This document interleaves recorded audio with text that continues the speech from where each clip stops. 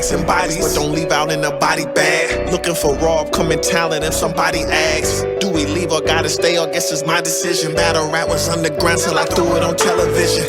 How you gon' react when everybody watching? When you 100 grand and they ain't talking to chocolate. Battle rappers, they yelling and screaming, you know they toxic. So I brought in the gloves, see who gon' get the boxing. I ain't finished, it's just the beginning. Not only niggas, I need bitches as long as they vicious. Tell them come with it, they really thought I was tripping. They was calling me crazy until they see me, my lady. Leave out and match with Mercedes. I'm fouling, you know they wildin'. I'm giving out a couple thousand if you win a challenge. Man, check your balance. And we got up and comers, you might not know they name. They hop right in the game and jumped out of a plane.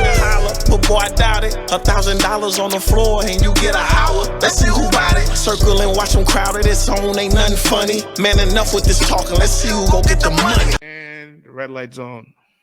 Ladies and gentlemen, you are now tuned in to Let's Talk Battle Rap podcast. But this week, we are the official Bags and Bodies podcast of the world, Craig. That's right. I'm your boy Vlad, along with my main man, France, and we are the Body Baggers. That's right. Every week, you could tune in right here and get the official Bags and Bodies recap, where we will go over scene by scene of the entire episode, and we will have a cast member on each episode for an extensive interview. So if you are a battle rap degenerate, if you are a hardcore fan of Bags and Bodies, this is the place to be. Do not miss us. We will be here every week. On top of that, log on to letstalkbattlerap.com for all your articles and all your battle rap news, and follow our pages on Instagram and Twitter at LTBR Podcast. For all the latest battle rap news, the biggest online media resource for battle rap in the world is LTBR. So thank you for joining us. France, man, I'm excited. The inaugural episode, man. Let's get it cracking, player. Yeah, man, we're here, man. This will technically be the pilot episode, right? This is the pilot, yeah. You know, and I want to give a big shout out again to Hitman, because the premiere was a beautiful thing. You know what I'm saying? I see they're going to start rolling out the battles separately from the episodes, which makes sense because one battle would damn near be half an episode. And there's probably a lot of battles that went down, so that's going to be its own content library. You can goddamn watch and binge on your own. But salute to Hitman Holla, obviously, because December 4th, the season kicked off. Episode 1, the pilot of Bags and Bodies, Body the Alphabet. We get the first challenge that was issued in the house. There's a lot to unpack from this episode.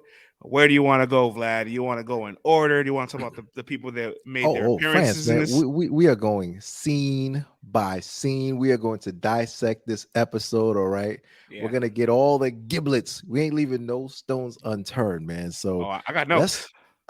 Brother, I got notes too, man. I don't think you see all these things, but I got notes, man. Yeah, so we don't often get into screenplay mode, you know what I'm saying? Talk about some video content instead of some battle content, so this is going to be fun. Facts, man. So let's start off with the theme song, man. The theme song in Bags and Bodies. I want to know what you think of it, man. Hitman Holla's doing his rapping on it. The beat is, you know what I'm saying, up tempo. We keep you bouncing, man. You get hyped when the beat comes on, man. Let's start there. Yeah, definitely. It's a signature jingle. You know what I'm saying? I feel like at this point, every battle rapper that has a podcast, caffeine show, blog, or in this case, I want to get into the reality show because shouts to Hitman and Bill got into the TV game, right? Make your own intro music, all y'all. You know what I'm saying? Facto, man. So starts off, Hitman is backstage at it looks like it's a concert, you know what I'm saying? He's back there, he's got the slow motion, the camera, single thing, he's doing his, silent prayer before he goes on slow-mo, the fans are there screaming, and I'm like, oh, Holla's putting on a concert. But then it goes to the Cal and the Hitman battle, and then basically showing everyone what top tier battle rapping looks like and setting the stage to let people know this is the end goal. This is what you want battle rap to look like when you're playing at the level of these guys right here. Good clip. Very great clip. Everybody loves the showroom floor bar. You know what I mean? And it kind of transitioned into perfect spots where, like, hey, France, man, how much did Mercedes-Benz say they wanted? So they want 180 on the showroom floor.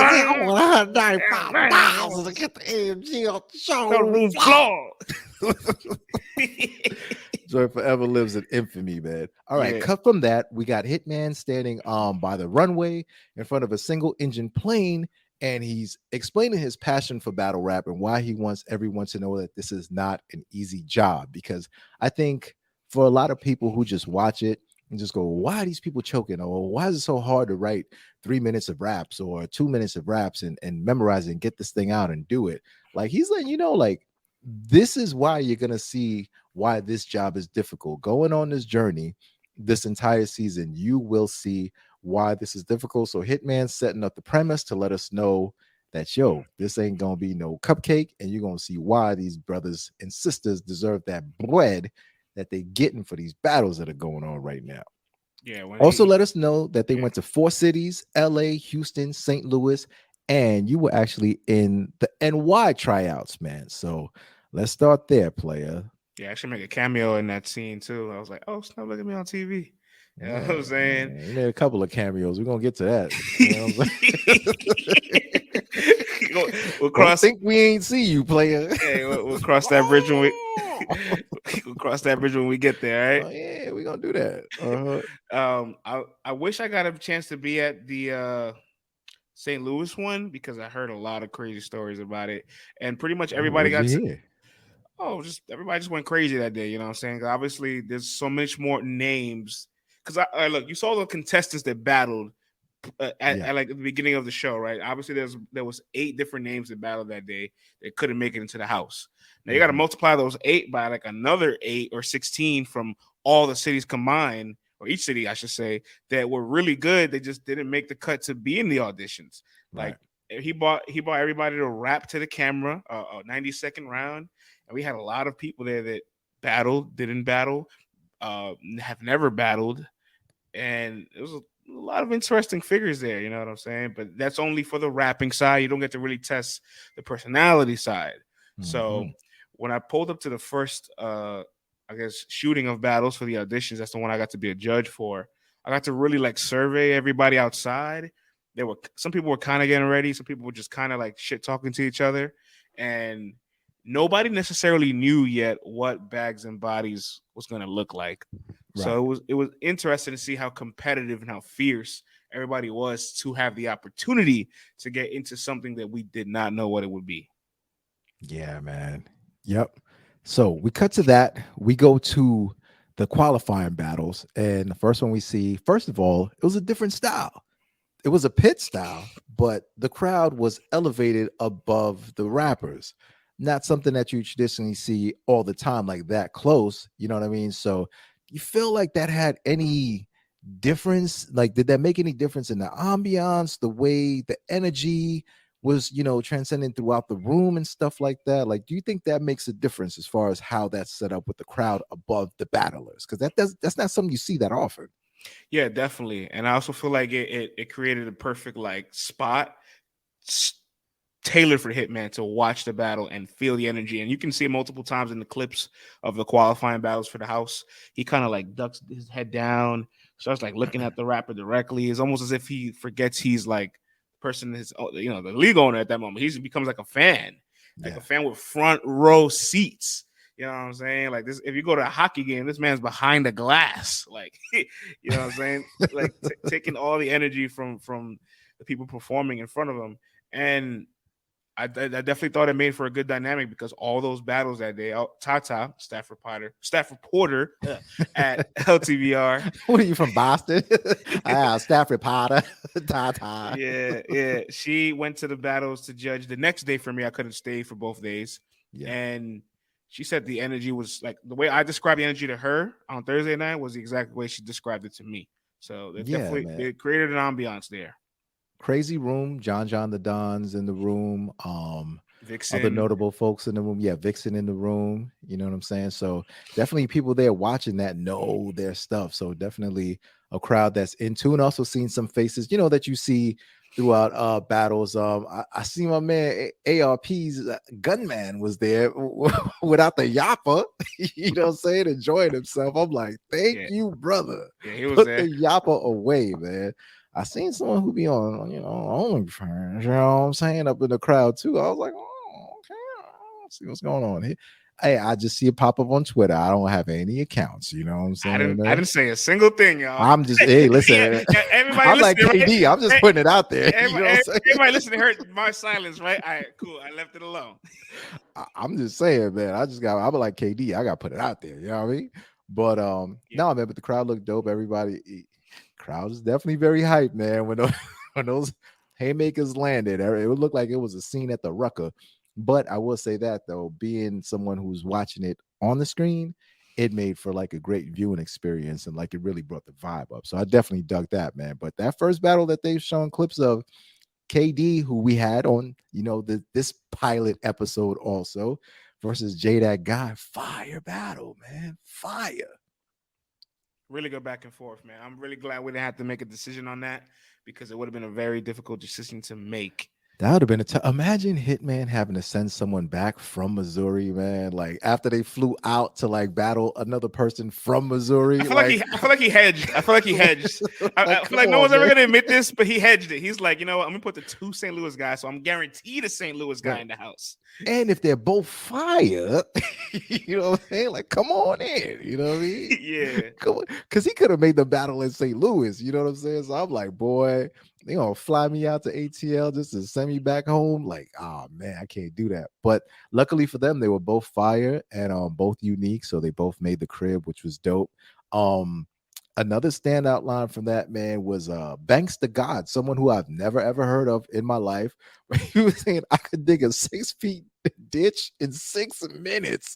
I said, damn, bruh. Yeah, like what kind of country strength you got, man? Like this is crazy. That ball was hard. Banks was cooking, man. Banks was good. Yeah. Cali Smooth was definitely talking, man. Like he was talking about he was talking that, you know what I mean? That get across the border type talk, man. I was like, I kind of rock with Cali Smooth on this. I actually have notes on Cali Smooth here, which I thought was really interesting when he kind of veered off to the side and it first introduced him to the episode. And he's like, Hitman's not really familiar with me, because if he was, I don't think I should be trying out. Like people that tried out, they probably felt like they were above the trial, still did it to not say no to the opportunity. But I know deep down inside, they're like, I'm way too proven to be here right now. And to their credit, all those people advance. Absolutely. But, I will say this, though. You know what I'm saying? Like, there is a thing as to where you are battling. And this is not saying that the places that you're battling are invalid, but it is to say that maybe some of the places that you're battling just isn't getting to everyone or a certain set of eyes that may not know who you are. So it's not anything against the battler personally, but long story short, like you said, the skills are there and made it into the house. So, you know what I'm saying? He's definitely proved himself right to talk all that talk that he was talking outside. Nothing wrong with that, player. Oh, he was talking a lot of stuff outside, okay? Cali Smooth was letting everything fly. Hey, all right, listen, man.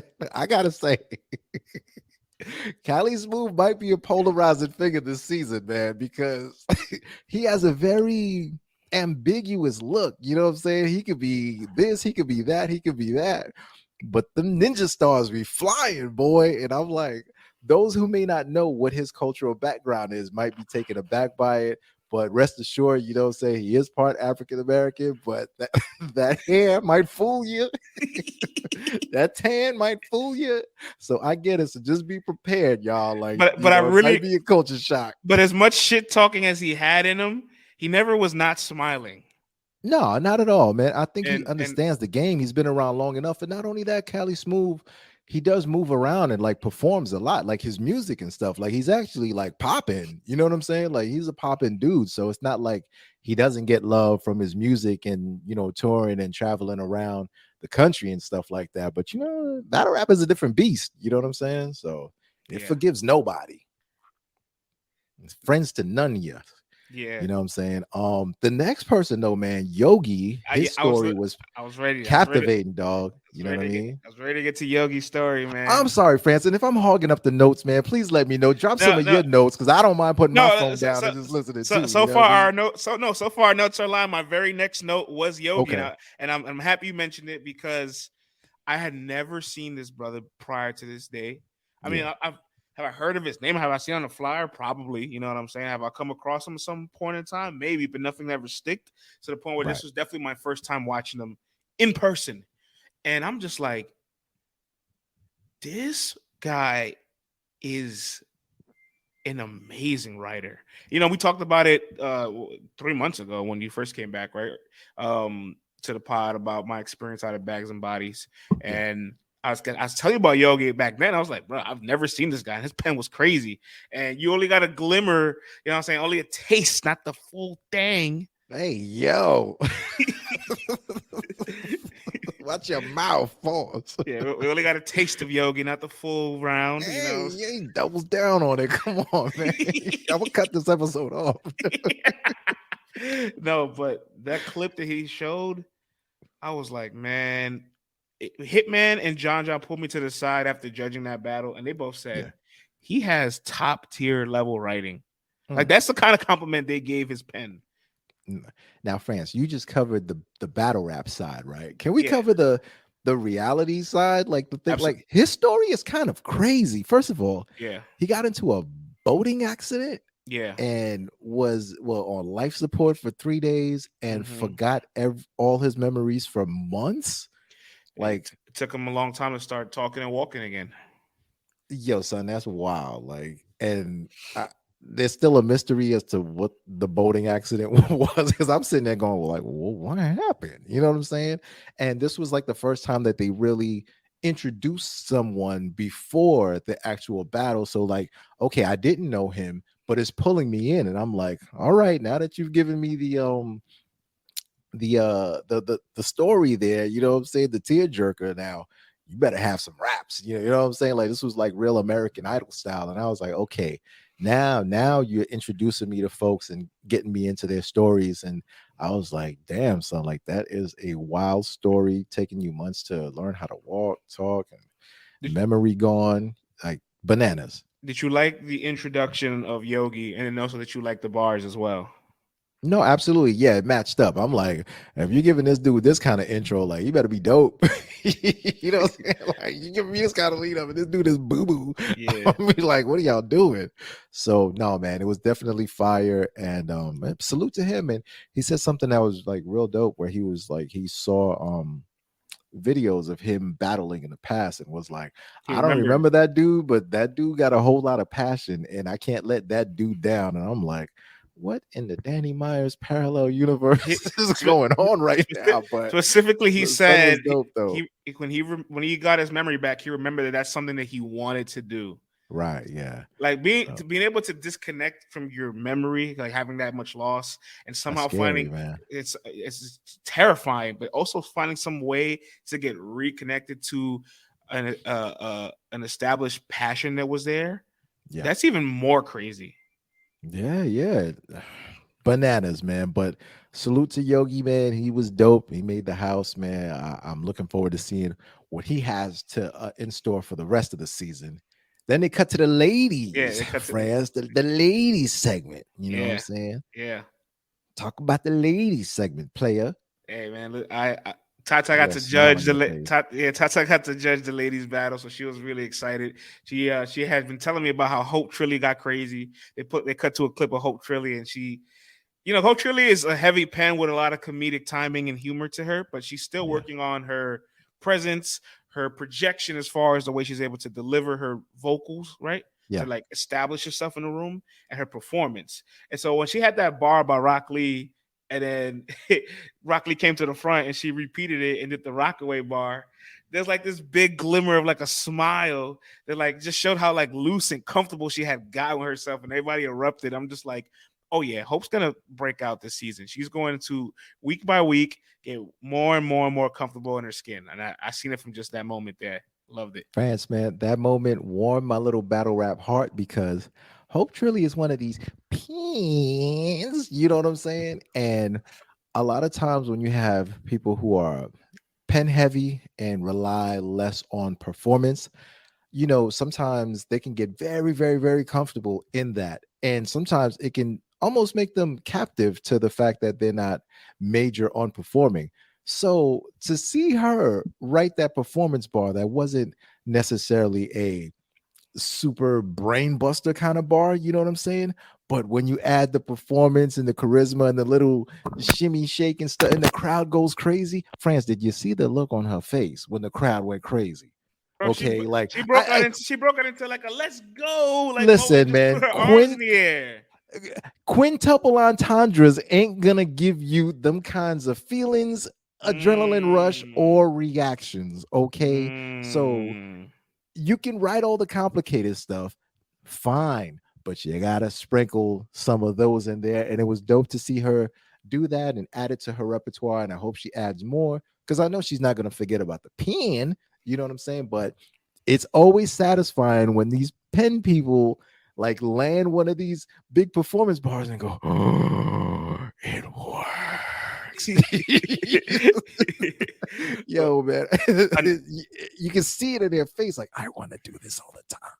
It also to her benefit, she was across from another pen, right? And Fendi's been getting recognized all year long for a lot of great opportunities. Been Night Madness, Chroma 23, a couple more battles. She's been real consistent. Her name's been buzzing, but she's widely regarded for her remarkable and extravagant pen, Vlad. So she was able to also match the intensity that was brought to her to the point where it's like, oh wait, she battled Rock Lee. I'm sorry, she battled Rock Lee, but in her battle, she was able to match Rock Lee's like to the point where it's like, oh, another battle where we got to bring both you guys in the house. You know what I'm saying? Whole battle, Ash Cash had a real dominant battle, but then Fendi and Rock Lee battled, and Rock Lee came out with her nice introduction to let everybody know where she's from New Orleans. You know what I'm saying? She's new on the scene. It's actually her first year battling, period. Oh, wow. Right? Okay. You know what I'm saying? So she made strides from spaces to places, man. You know what I'm saying? That's where her origin story started in spaces. Oh, you feel me? You know what I'm saying? From the Twitter streets to them TV lights. She was battling on that league. She was. That 3-letter league. You know, she was out there. The infamous. She got some dubs. Okay, all right. Then she also made her debut at I Battle. So for Rock Lee as well, really, really young career. And listen, if your first year you go from battling on Twitter Spaces to I Battle to being on a TV show. Hey man, that's a hell of a year, yeah. That's a hell of an introduction to your career. That's the hell you got. Listen, man, you got people in this game 10 years trying to get on that show. You know what I'm saying? So like, I don't know. I hope when she looks back at this whole experience, this whole past year, she could really take it in and be like, yo, I really did something that's not like usually done, you know, and without the traditional platforms too, the traditional avenues that most of the ladies use to make a name for themselves. You know what I'm saying? Hitman pulls the executive switching in and says instead of just letting one of them in, they all three of them in the house. You know what I mean? So, but all three of them into the crib, and that was dope, man. I really enjoyed that for what it was. Then we kind of get through to the house. Yeah, we cut to the house. We get through all the prelims, all the qualifiers. Hold on. Before we get there, we taking people step by step. Yeah. Now, when Hitman said they were gonna be in a mansion, France, what kind of house did you imagine? Like, what were you thinking? Like, did it live up to the expectations? Like, what did you think when you saw the house and the lake echo in the back and all that stuff? Like, let's break that down. Man, I wish I got a chance to be there in person because I definitely was offered a chance to be there to like live there with them and like, hey, come through, be here, stay with us. And it's like, I can't take 6 weeks off, but I want to be there. But I do want to be there next time. 6 weeks. Son, you'd be out of there like 4 days after all them corn chips smelling feet popping up all around you, all these fools sleeping, beer cans everywhere, no privacy. You'd be like, man, get me out of here, man. Yeah, much love, peace. I don't think my introverted soul could handle it, but I would troop it out for a week. Woody waking you up every night? Now long gone. Yeah, let's go. The mansion was amazing. You know, I wish we got a little bit more of a tour. I wish I got to see like everybody's bedrooms and see like, oh, you know, what I'm freak saying? Boy, look at you. I just, you know, it's like, are you buddying up with somebody? Is there bunk beds? Is it into the room? Like, what's going on? Is everything?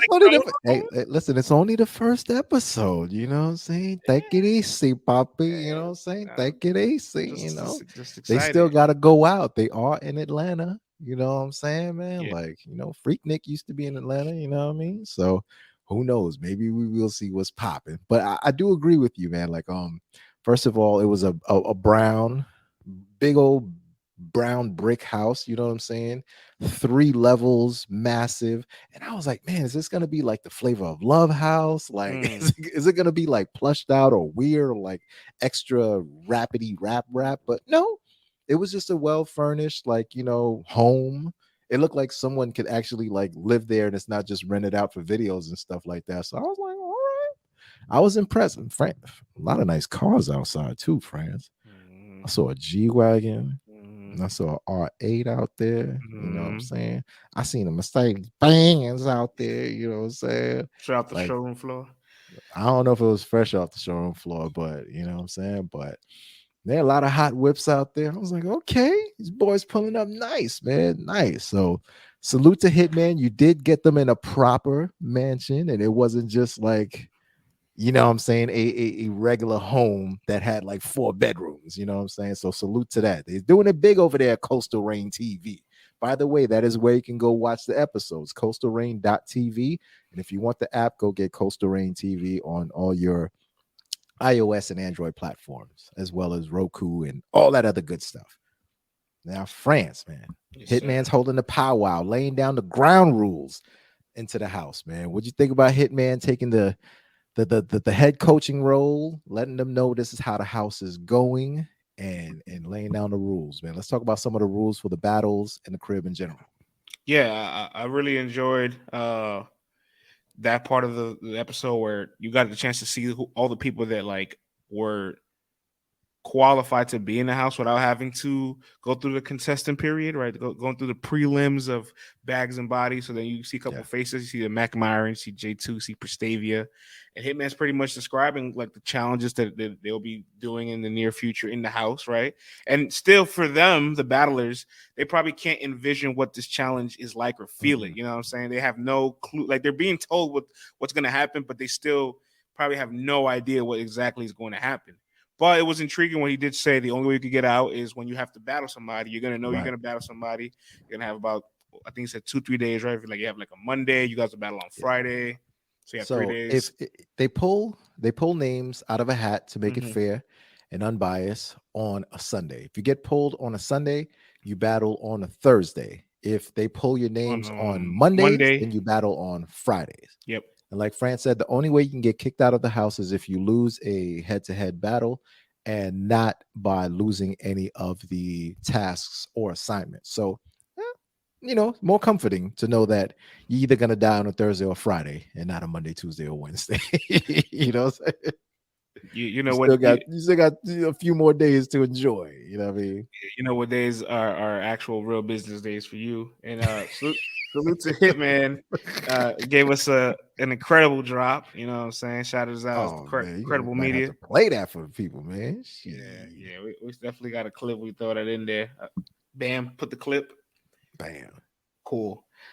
I loved it. You know what I'm saying? At that point, I'm just ready to just Bruh, I had a big smile on my face, man. I ain't yeah. gonna lie, man. Cause that man's like, oh, we gonna have John. You know what I'm saying? We're gonna have clips, DNA. And then when he says, credible battle rap media, let's talk battle rap. I was like, you know what I'm saying, man? Just little LTBR, you know what I'm saying? Just the infamous, you know what I mean? Man, You know what I'm saying? But salute to us for all that hard work. But continue on, player. I like to think me. Nah, but then I got my note right here. The next thing that happens is we get to see Mac Myron introduce himself. Everybody's really excited to see what Mac Myron's gonna bring to the house. You know what I'm saying? Prestavia, and you're like, oh shit, Prestavia's here. And the challenges kind of start to get introduced to everybody. But prior to them finishing the challenge, right? Obviously Hitman makes that infamous phone call. Oh, before the phone call, though, there's one more rule, an important rule that we forgot to mention also. Yes. All right. So the times for the battles are all 1 minute minimum, 130 cap.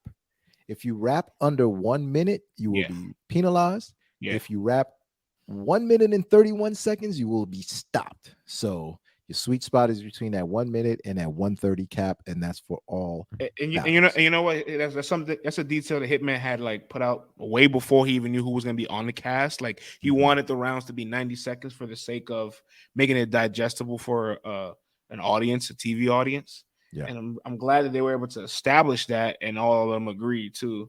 No And confusion at all. right after he lays down the time limit rules, he makes that nice phone call.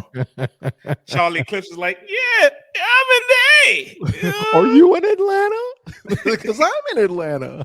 Oh, how Oh, convenient. I'm 20 minutes away. Oh, you're just randomly in a state that you don't live in while I'm shooting the show. Oh, great. Pull on up. Oh, and you have someone for the cast? Oh, fantastic. Oh, okay. Nah, Yeah, great. We'll see you here. yeah, nah, man. Through the magic of television, Charlie Clips, calls Hitman Holler, you know what I mean? Shows up, pulls up with the 18th and final cast member of the season, which was none other than The logo. Gwitman Holler. Gwitman Holler. Gwitty himself. We naming albums. Gwitty pulled up looking happy as a pig in slop. You know what I'm saying, man? All purpled out, jogging suit, I think I looking like like the a big hanger. You know what I I mean? like the face of all the battlers. Like, great. We gotta deal with Gritty. Like, it wasn't as if like he's a threat, but they just knew like his presence was going to change the entire dynamic. So they're He's an like, agitator, man. they're like, You know what I great. mean? But I'm glad you highlighted that he's the 18th contestant, right? Because it's supposed to be 16, and then Yeah. 17th was added. And that Right. 17th was Yo Bo Peanut, who was eliminated in the prelims against Yogi. But honestly, that brother has so much personality, and it shined a lot through the episode. We're going to talk about Yo Bo down the line when we get to the challenges for sure. He got another life. He got another chance at life. And on his birthday, what a great gift. Happy birthday to him. Happy belated. No, I mean, he's definitely got the personality for television, for sure, man. Salute to your bold peanut for making it. But now, man, Gwitty strolled into the house looking like he's ready to, you know what I'm saying, shake things up. You know what I mean? So that was rather interesting. And then Hitman lays out the challenge, man. And France, you want to get into what the first challenge of the season was? Everybody has crumpled up paper inside of a hat. They're shaking the hat, and every piece of paper has a letter. So every rapper goes into the hat, pulls out the paper, has a letter, and they have to write a 90-second verse round, whatever you want to call it, with wordplay and punchlines dedicated to that specific letter. So you got the E's, the W's, the F's, the G's, and my favorite was J2 pulled the letter D. Oh my but bruh. But hold on, but when he pulled it out, he goes, and he goes, it's about to get a lot of AO, so get it out the way early because it doesn't stop. Hey, yo. When he got his letter and they cut to his cameo to speak on it. Oh my God. He goes, they gave me the word D. I'm like, the word D or the letter D, Jake? Yeah. I was like, yo, dogs, where's your mind at right now? Well, first of all, if this doesn't make sense to you, we need to let you know that J2 is the first openly gay battle rapper that we know of, you know what I'm saying, in the community and stuff. And hey, man, salute to him. The dude is nice, you know what I'm saying? He's courageous and he ain't bothering nobody, you know what I'm saying? He's just living his life, spitting bars, you know what I mean? So, but friends, I did peep that though. I did peep when he said word and not letter, right? Right. But the other crazy joint is he goes, even I didn't want to take the D. I had to take the D. It was like a virtual rap rape. I said, whoa. Everything engineered about this was like, whoa. I said, what are the chances that he gets the letter D of all people? Like, this is great. I was like, yo, man, the battle rap gods, man, this was just like pure gold, man. It was pure comedy, man. And he was a good sport about it, man. Let's talk about some of the clips where they break out into everybody scattered all over the house, preparing, everybody on their phones, everybody trying to write. You know what I'm saying? Not everybody immediately, though. Right. One person in particular. Woody needed a 20-minute smoke break and only had an hour to write, man. Put down the weed.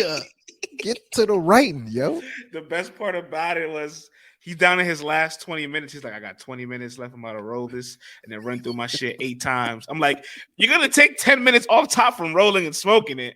So you're going to have 10 minutes to run your verse in 8 times. Yeah, okay. Man. But you know what though? He ain't choked though. He ain't choked. And and listen, his rapping style is not the most easiest. You know what I'm saying? Like it's very choppy and so there's no flow to it to just kind of string you along. So maybe Gwitty knew what he was doing. You know what I'm saying? Maybe he knew what he was doing. Maybe it worked for him. I hope it cut to Hope Trilly when she kind of talked about how important it was for everybody to challenge yourself with doing this challenge. Cali Smooth is in a scene where he's like, "Woo, that's all off the top. I ain't even writing it." And then I've always heard stories about battle rappers not writing none of their material down, just like saying it and like memorizing and having like some kind of like database in their brain. And I'm just like, I could buy it for like half a round, some bars, but a whole round. No, I mean, listen, if you have ample time to prepare it, then yeah. But I mean, yeah. Now, if you have ample time, you could do it. That's how people are training themselves now. You know what I'm saying? But to do it on the spot like that might be a little tough. But hey, man, I don't underestimate anybody. But he was the first person that we saw, kicking it off, and he had the letter S. And hey, no pun intended, he was pretty smooth with it. Like he had more of a rapping on beat kind of style at first, so I think it kind of helped him get along. And then he went more into like battle rappy, kind of stuff. And hey, man, he did it, man. He did his thing. It was graceful. It worked got out of there.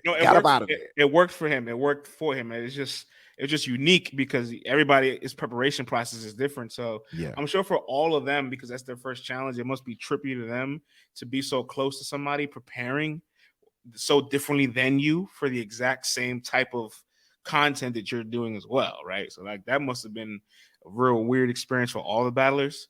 Then Mac Myron goes second. Myron had the letter E. Yep. Out the gate, man. He goes, "Oh, Iguana." And I'm just playing. I'm like, okay, there goes the Mac Myron personality we all know and love.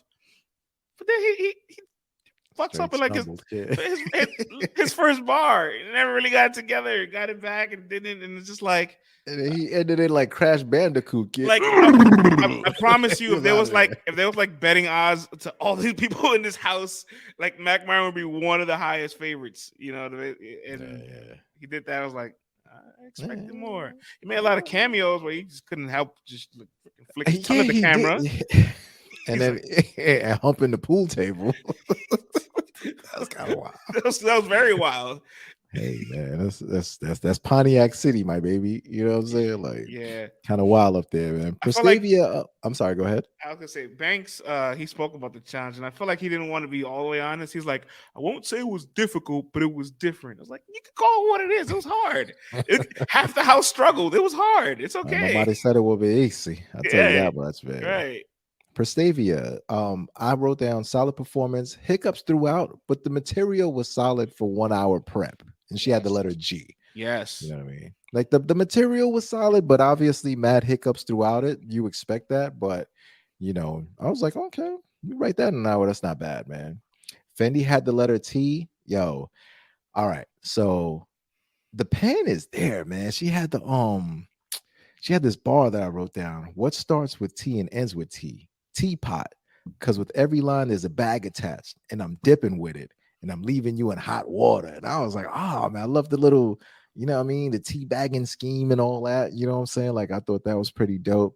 But, she couldn't really pull it together. And she dipped off, man, kind of early. You know what I'm saying? The delivery wasn't all the way there. You could tell, like, all right, man, I gotta, pep it up a little bit and punch it up a little bit. But, this is the first time. This is the first trial that they had. So people got to see, like, yo, nah, man. Gotta go all in when it comes to this, man. All in. But the pen was there though. Yeah, you never know how strong you have to be until like there's no choice but to be strong. And everybody was kind of just backed into like a corner here, and it's like, oh, hold up. And I won't say it was like sink or swim, obviously, because it was just the first challenge. Nobody lost their spot in the house, but it was Yeah. definitely a reality check. Yeah, and I think like some folks didn't know, like, okay, should I really be performing this like I'm on a stage? Should I just be trying to get it out? Like you can see the nervousness was still there with a lot of folks, but then there were others who we'll get to that were like, oh nah, this is like for real. You know what I'm saying? Yeah, But Eon was a mhm. bit nervous in hers. Yeah, Uh, yeah. uh, then J2 did his. He started off really confident, and then I love he had so much charisma that even when he fucked up, he goes, "What the fuck is the next bar, bitch?" Yeah, he a wild boy, man. Now I gotta stick with a round. That's a lowercase d. I was like, whoa. But I was like, it's kind of fun. I was like, it was fire. It was fire. It was a good. It was a Get me good. out of here. It was fire. Get me out of here. It was a good bar. That was a good one. All jokes, man. All jokes, man. No, but yo, Gwitty, like we said, man. Yeah, Gwitty ain't slip up, and he got a herky jerky kind of style, man. So you know what I'm saying? He's in his own world when it comes to his bars. You know what I mean? So it's like you either all in or you're like, what's going on right now? But he, you know what I'm saying, completed the objective, got all his rhymes out. So in an hour's time, that's not an easy thing to do. You know what I mean? So salute to him for doing the letter O. And then but my favorite line from Gwitty was your girl, she ate babies. Ock the mom. and, and then he sends a shot towards Snake Eyes, you know what I'm saying, to end his round and stuff like that. But he definitely sold his personality out the gate. You know what I'm saying? yes, he Definitely showed did. his personality. So mission accomplished, man. We're ready to discuss Yobo Peanuts round. Yeah, got a little Got a little interesting. yeah, I was like, this was the first taste of, oh, here's the reality segment coming into play now. Like this is the old, you know, reality TV I'm kind of used to seeing. But now you're bold peanuts. So friends, I will let you take over and explain what went down, bro. I really enjoy the fact that he decided to say, I want to be the one to shake the table, Yeah, because obviously he was granted a second chance at life. So now he's probably so invigorated to make his mark every chance he can on every episode that absolutely, man. One way or the other. one way or another take full advantage of the opportunity. And he had a bar that he said, right? He had the Echo Light bar. He said it. And he alluded to saying that he gave Snake the bar. He helped Snake with the bar, I should say. And Right. then obviously said it, but it was Snake's bar. And Yeah. everybody in the house is confirming like they were preparing. Snake had said it while he was like trying to get ready within the hour. He Yeah. heard it.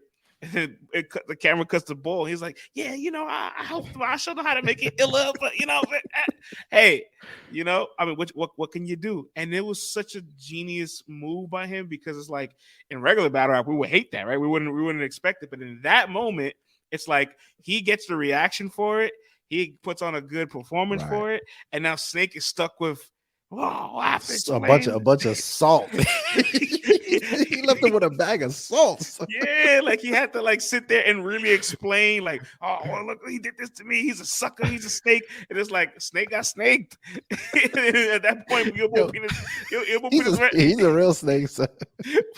Bull was like, I'm ready to let y'all know, ain't no friends in this house. Yo, he was the first dude that said, you know what? Whatever it takes to win, yo. You ain't cheating, you ain't trying. If you ain't cheating, you ain't trying, boy. But you know what though? It's like he knew the right person to agitate to get a response from. You know what I'm saying? So he knew, okay, I could take a ball from this person, or it might be, but if I take a ball from Snake, like, if I cause this controversy, if I stir up the pot like this, is gonna go for a while. You know what I mean? And he really, you can see, man, like Snake wasn't happy about that, man. Now, I don't know if I'm giving him too much credit with this. I don't know if he purposely also did it to Snake, knowing that Snake's letter was P, so that if Snake decided to respond to him, he would still have to mention him. Oh, okay. That's a lot to think that far ahead. Hey, I'm not ruling it out because I, obviously Snake Eyes rebutted and then had 2 bars for P. right. Yeah. No, for sure, man, for sure. And if you notice, like when he's had the pushing P bar, he pushed the Yeah, camera turned to Yo Bo, and he just like he smiled and then like as an approval of the bar, kind of like, right, yeah, I right, want you to shoot back at me. right. Yo, I gotta admit, man, Peanuts Snake Eyes impersonation, it's kind of A1, yo. Like it Yeah, was pretty good, man. I was like, yeah. salute to Peanut, man. That was pretty good. That was definitely hella entertaining, man. Snake I was Eyes round really was really entertained. good too, though. I'm not gonna lie to you, Yeah, Chief. yeah, like he got his entire round off, man. He had some dope bars in there. I felt like it took him a little second to like get like real comfortable into the bars, you know what I'm saying? But When like he, once he he did, when he said he was there. he said, I catch them outside the mansion trying to get their melanin cool and shoot them out by the water like Curry and Pool, Oh yeah, like yep. Nah, man, Snake Eyes was on point, man. He was definitely on point. And then what was next? bad news. Yeah, that was the come on, man. This dude act like he was on max out, man. I was like, what's going on here, man? Like It's as if they bad gave him the news. perfect letter, the letter F. It's as if bad news came with the verse. Damn near, like Oh my that's god. how good he was. And everybody, Katie mentioned it to us, and everybody in the house talks about it as well. When they cut to it and Yeah. they say who was the standout performance, they all go bad news, bad news, bad news. And they're saying like everybody still has their phone in their hands Oh, 10, he 20 already minutes, knew his stuff. Yeah. 10, 20 minutes prior to showtime, and he's ready. Yeah. Yes, He sir, looked man. too comfortable. So man, he ain't playing, man. He wasn't playing. Like he was focused. He's about his business, and he definitely performed like he was about his business. Like, yo, I'm talking about full battle rap movements, dog. Like full performance, like 100% performance. Like he was literally on the stage. And I mean, not only that, his bars were actually like good for the hour time. You know what I'm saying? Like, Mm-hmm. I was like, oh, okay. Mm-hmm. Salute, big dog. Salute. So that the conviction, the performance, and just the fact that he was already 100% fully committed to the bars was just like enough to say hands down. Like he definitely took that competition for me clearly.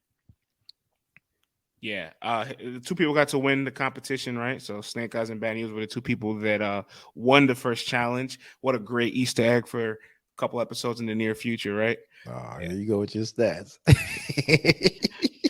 It's just creating new stats. I don't even create that. I'm just saying, pay attention to who won the challenges. Oh yeah. That bread too, man. You know Get what I'm that saying? paper. Snake Eyes and News will definitely the storyline will continue for them. Oh, I and I did yeah, Easter, yeah. That plan the Easter next. egg is painted, boy. You know, okay. Good job there, y'all. Good job there. Very good job with that. I like that little detail. I noticed that.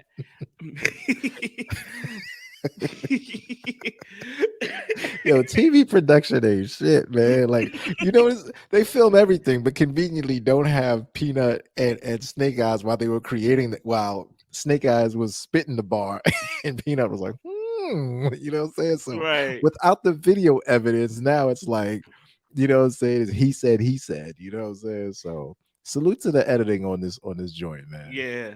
The biggest takeaway at that point when everybody's being evaluated, Clips is giving everybody feedback. Vixen's giving feedback. Hitman Yeah. gets into a very interesting mode. Like I feel like that challenge was for everybody to establish themselves. People in the house, obviously, like I said, they got the reality check, so they're probably gonna have to like hit the drawing board for future challenges and figure out how to step up their memorization or writing process. People like Eon would say I'm an overthinker. Other people there probably take a longer time to write. Now they realize they don't have that luxury no more. They have to change and be reconditioned. But Hitman was like a real like ringleader at that moment where he stopped to talk about like the difference in body language, right? And I really took away from him.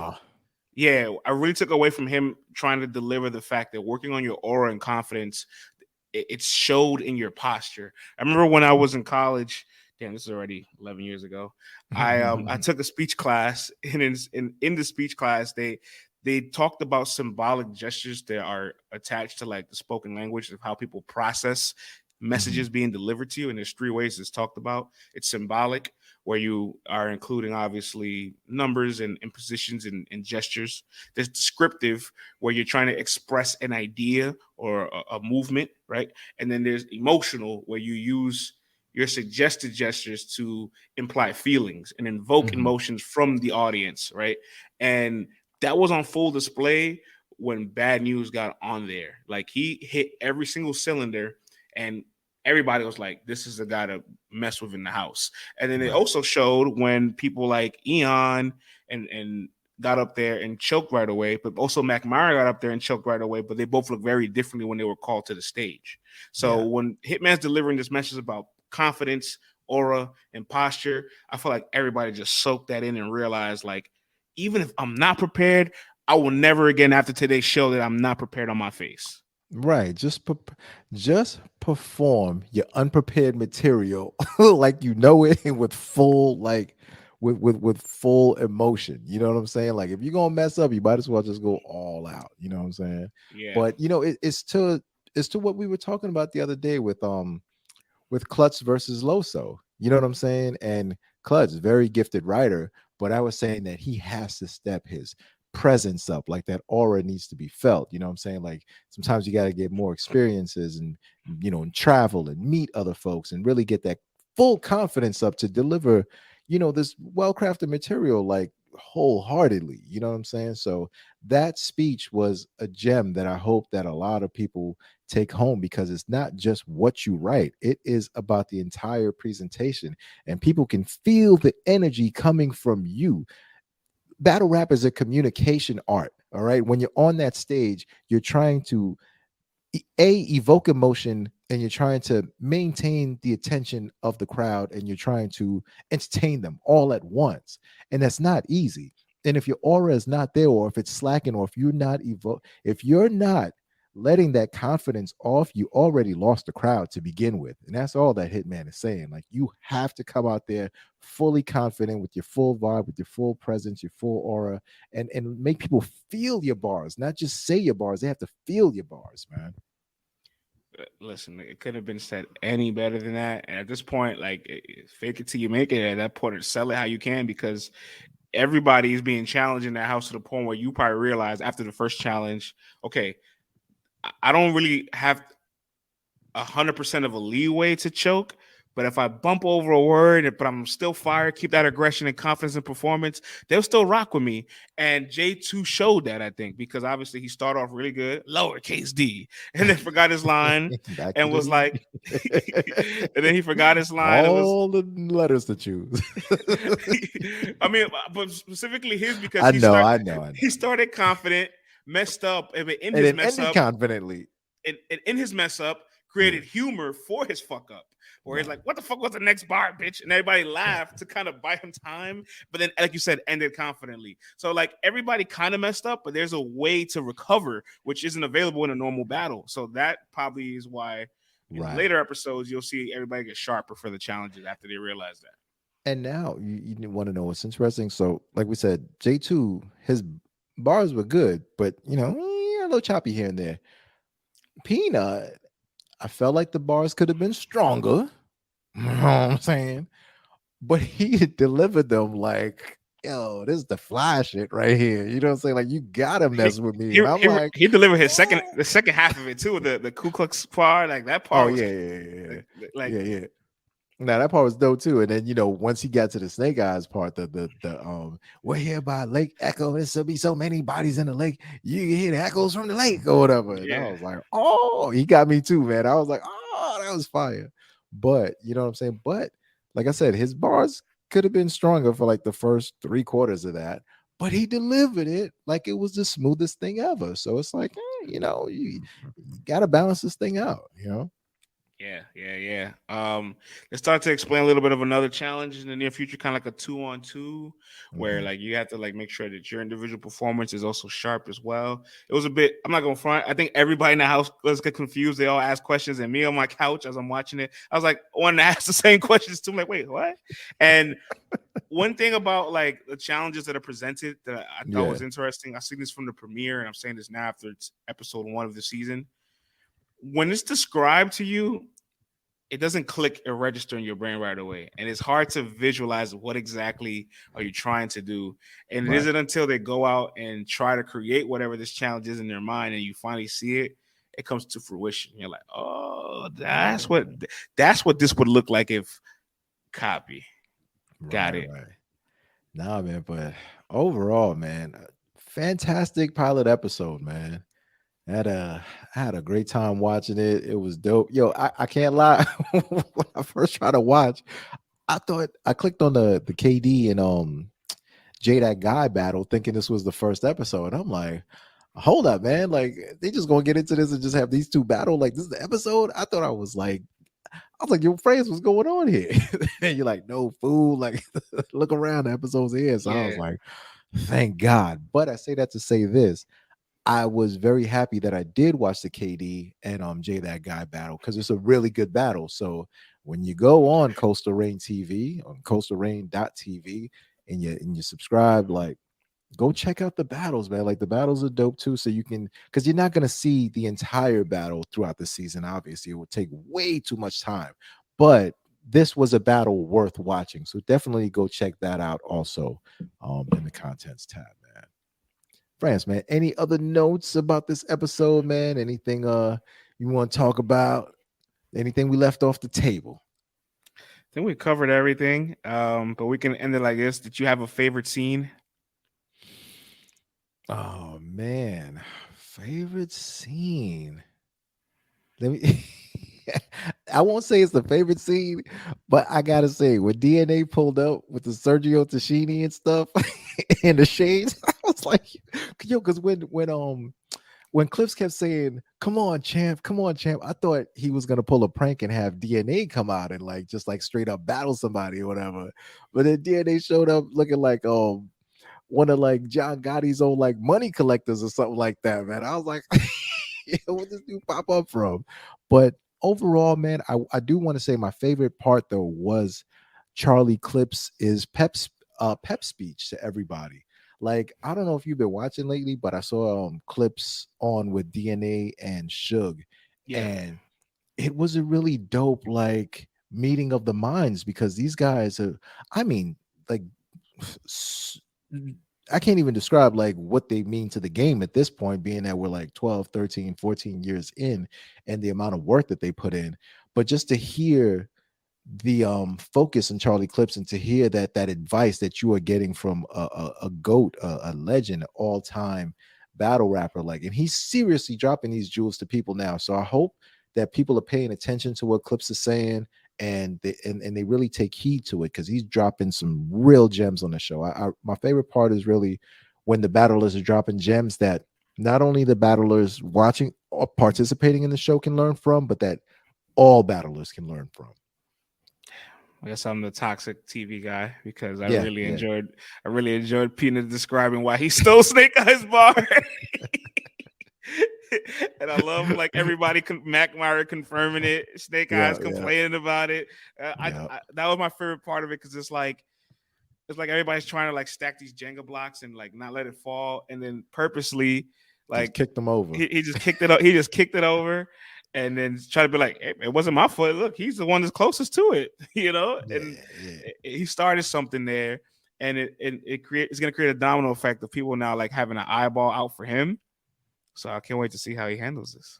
Gonna be a bunch of moles now and backstabbing and double crossing. The game's a beginning now. Now that Peanut has laid down the gauntlet, Yeah, now like yeah, was he the MVP of the episode?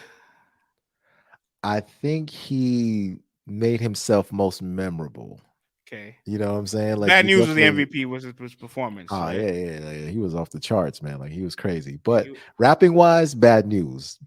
Like you said, reality wise, Peanut. You know what I'm saying? Like he was the MVP hey, reality wise. Vlad, we might have to get everybody on the cast upset and just start making like our own like award for every episode, Yeah. and then we could deal with all of All them right, being I'll like, handle the battle side. You handle the reality side.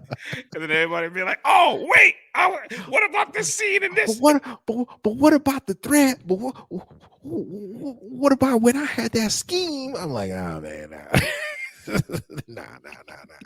Nah. But man, I gotta say, man, thoroughly entertained, dog.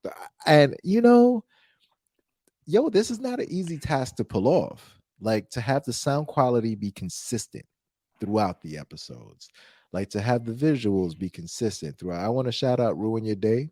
They did a great job of capturing this thing, man. And, it has that battle rap feel. Great editing job. Like, salute. This is not an easy undertaking. And the fact that they did it so quickly and it's turned around so quickly and it doesn't look cheap, doesn't sound cheap, and the quality is there, man. I got to salute battle rap, man. This is a step up. This is something that we said we've been wanting to see for a long time.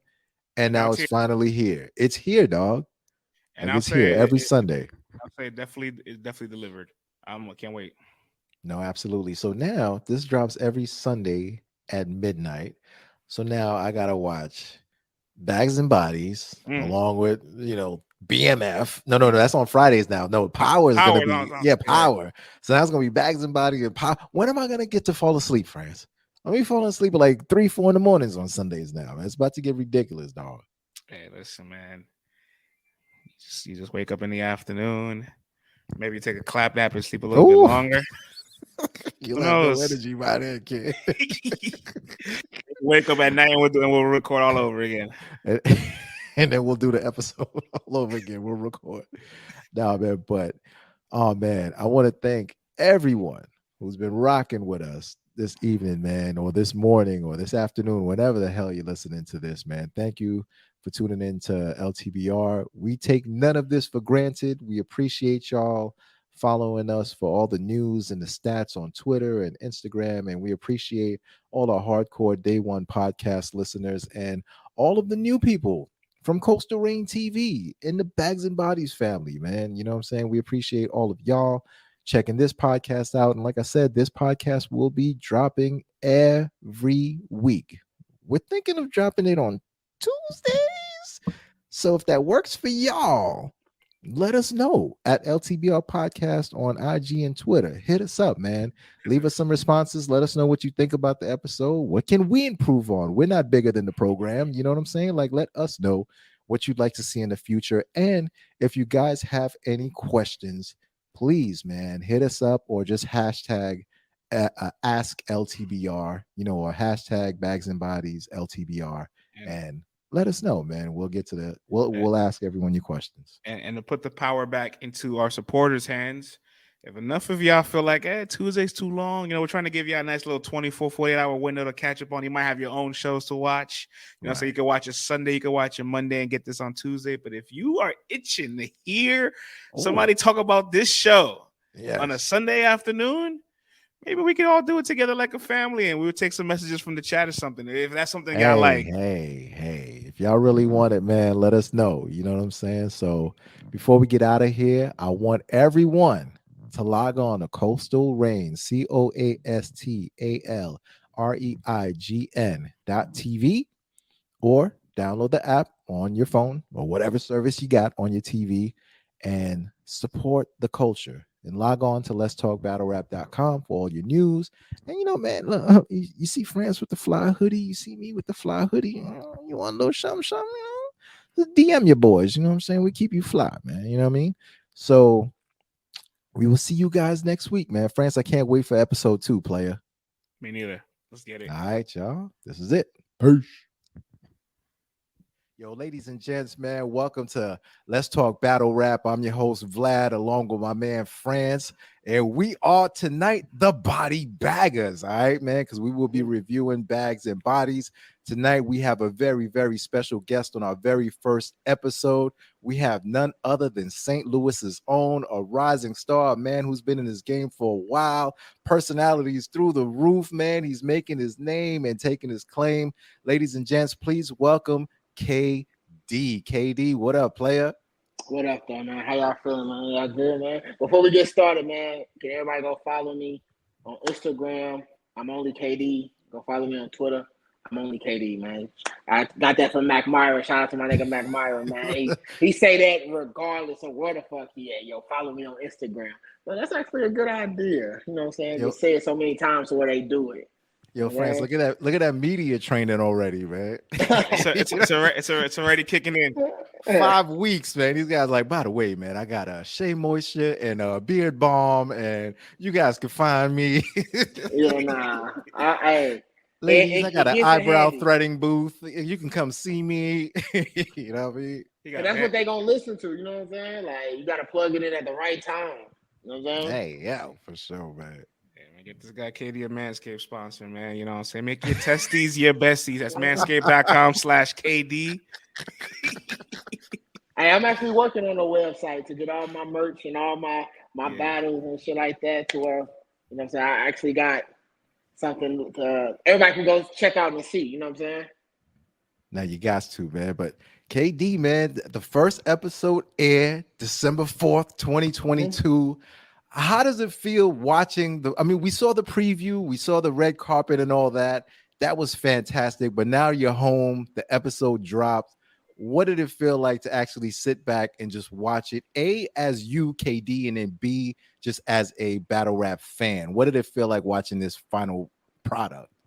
You know what I'm saying? I take it in, like pause for need be, you know what I'm saying? But I was holding back. Pause. Nah. When you looking to see the final, like the final, like, you know what I'm saying, draft, the final piece to everything, you like, yo, we did all that, like we did that. So then I take it with so much pride because I remember when Hitman first said he wanted to do Bags and Bodies. And I didn't think I had a chance because you just think they give the same slots to everybody. You think when he said Mac Myra, I'm like, damn, like Mac was just on King of the Dot, 100,000. Mm-hmm. You know, and there's no shade to Mac Myra. It's just my thoughts. You know what I'm saying? When he said like Bad News, you get be thinking like, damn, he did UM1 and King of the Dot turn. You be thinking like you don't have a chance because no one's gave you that chance yet. You know what I'm saying? Like, so you get to see like they're gonna keep asking for the same people over and over. You know what I'm saying? But it felt really good knowing that it went from I didn't think I had a chance at all to now I'm actually a part of it. So you sit back and you think like, damn, I did this. I know all the behind the scenes shit. You know what I'm saying? Like y'all just not seeing. I knew how it happened. You know what I'm saying? So when them cameras on you and you like, damn, that's me. That's me. I was up there doing that shit. You know what I'm saying? But as a battle rap fan, I'm just as entertained as the rest of y'all because I'm like, I ain't see them confessionals. You know what I'm saying? Like, what how y'all really feel? I ain't see that part. You know what I'm saying? So the part that I didn't see, y'all seen it with me. I seen it the first time just like y'all. So that's why I was like, damn, that's new to me too. You know what I'm saying? But it felt good though, bro. It felt good to be a part of this. Let me ask you, in 3 words, how would you describe your experience in the mansion? That shit crazy. That shit crazy. You know what I'm saying? You wake up and whatever you see first, that shit crazy. The battles, that shit crazy. You go, you know what I'm saying? Whoever eliminated who, that shit crazy. Incidents, altercations, that shit crazy. You know what I'm saying? Like, you look and see 3 words, yeah, that shit crazy. There you have it. You know what I'm saying? That was the 3 words I kind of live by. Like, damn. Yeah, that's crazy. Let's talk about the fact that your battle with Jay That Guy was the first one, I guess, to be launched with the premiere alongside everything. Yeah. Right? It dropped on the Ruin Your Day channel on YouTube. It's on Coastal Rain as well. And so I was like, you know, I was a judge for that battle and watching it. It's just like your first round was amazing. His first round was like at least 3 times longer than yours, but it started to match the intensity of your round, and he kind of like put some pressure back on you in the second. We got the casual 1-1 going into the third, but you guys found a way to elevate every round. And I know at some point during the battle, you're probably like, damn, I came really prepared to kick ass, and somehow he matched my intensity. He might just get my spot at the house. Like, if you had not been on the show because of losing to Jay that night, instead of Hitman making the executive decision of making both you guys cast members, would you have been okay with the results? Actually, I said it to my hometown. I said if I would have lost, I would have understood because he gave more material than I did. He rapped longer, but if they ain't finna stop you from rapping, shit, don't stop rapping. You know what I'm saying? Like, and he was good. Like he was good. He had his own style. He didn't do what I did. He actually did his own stuff, and he was just as entertaining. So that's what I'm saying. Like in my third round. And the crazy part about that, my third round is that's the round everyone loves. But if I could give like a little bit of exclusive right now, I was going through so much on my way to Bags and Bodies, like just battle rap in real life, you know what I'm saying? I actually wrote that third round on the plane. Like the stepping off the plane, you was out of order. Yeah, like I'm getting off the plane thinking of that. Cause you know, like I'm just like, yo, I cannot believe I'm this far behind in writing. Like one of the biggest battles of my career. It's like biggest journey wise, all that shit. How the hell am I this far behind in writing? And I got the Wise battle to live up to. I got the 2-on-2 battle to live up to. I'm from St. Louis. I'm like, yo, you are really bugging. So the whole first night, everybody was excited. They looking at the mansion. Yeah, I'm walking around in the grass thinking of balls. I'm like, yo, this is crazy. So when I woke up that morning, I didn't have it down. It was some parts that I was like, I don't think I want to say it like this. You know what I'm saying? Like, I was like, yeah, you tripping. So in my first round, when I hit the JG Wentworth line, I'm like, I need a good start. I need a good, you know what I'm saying? Second round, he turns up. So I'm like, damn, it's 1-1. This can't be the round that's gonna make me win because I just wrote this motherfucker. I'm talking about, I'm looking at my phone, like, while he's rapping his second. That's the good thing about him rapping so long.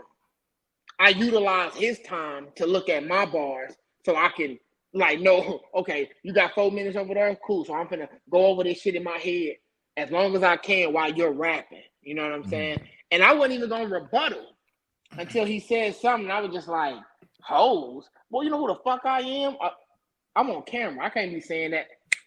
Never mind.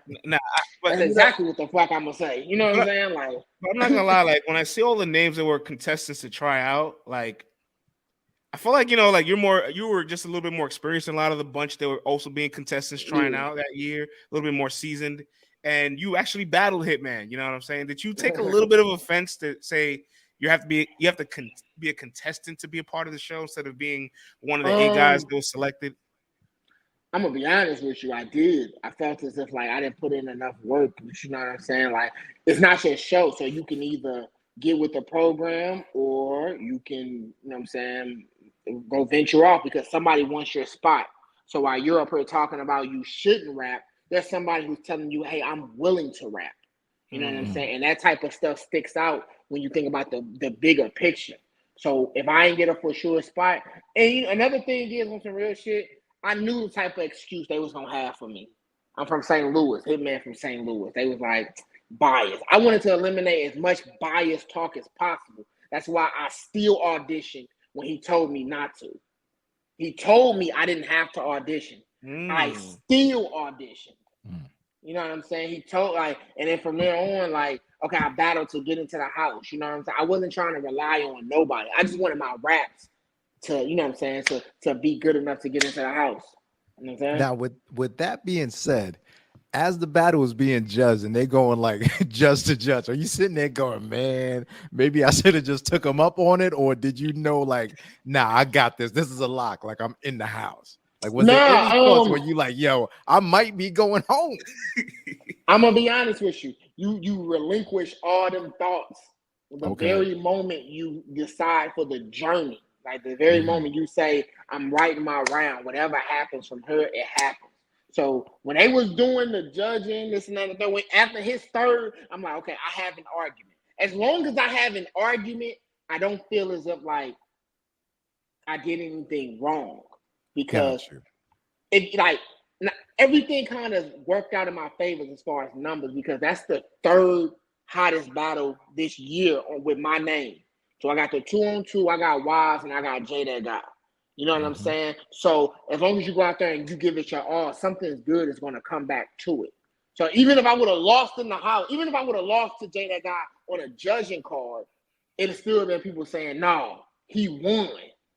You know what I'm saying? But it wasn't regardless, like it was a fire battle. Like, regardless, like you guys both put on.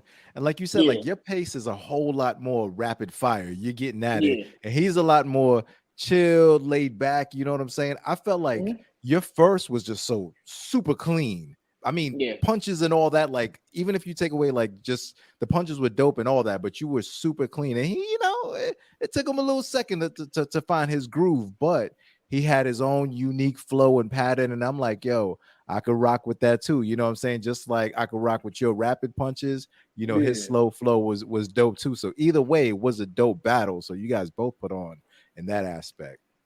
Yeah, no, he was really impressive to me because I was just like, I want to say like halfway through his first, I'm like, I knew I had the Martin intro line. So I'm like, that was another one. I was like, I'm sitting there sizing out my material, but I'm thinking he's halfway through his first, like he's at the end of his round. I'm like, you're too slow for this fight. But he did what he had to do to kick it up. You know what I'm saying? And the crowd was receptive. That crowd showed love. You know what I'm saying? If that was any other crowd, like they would have tuned his ass out. You know what I'm saying? But like for real, like that crowd showed love to everybody. And that's another thing that helped. So even your entourage showed love. Like it was too much.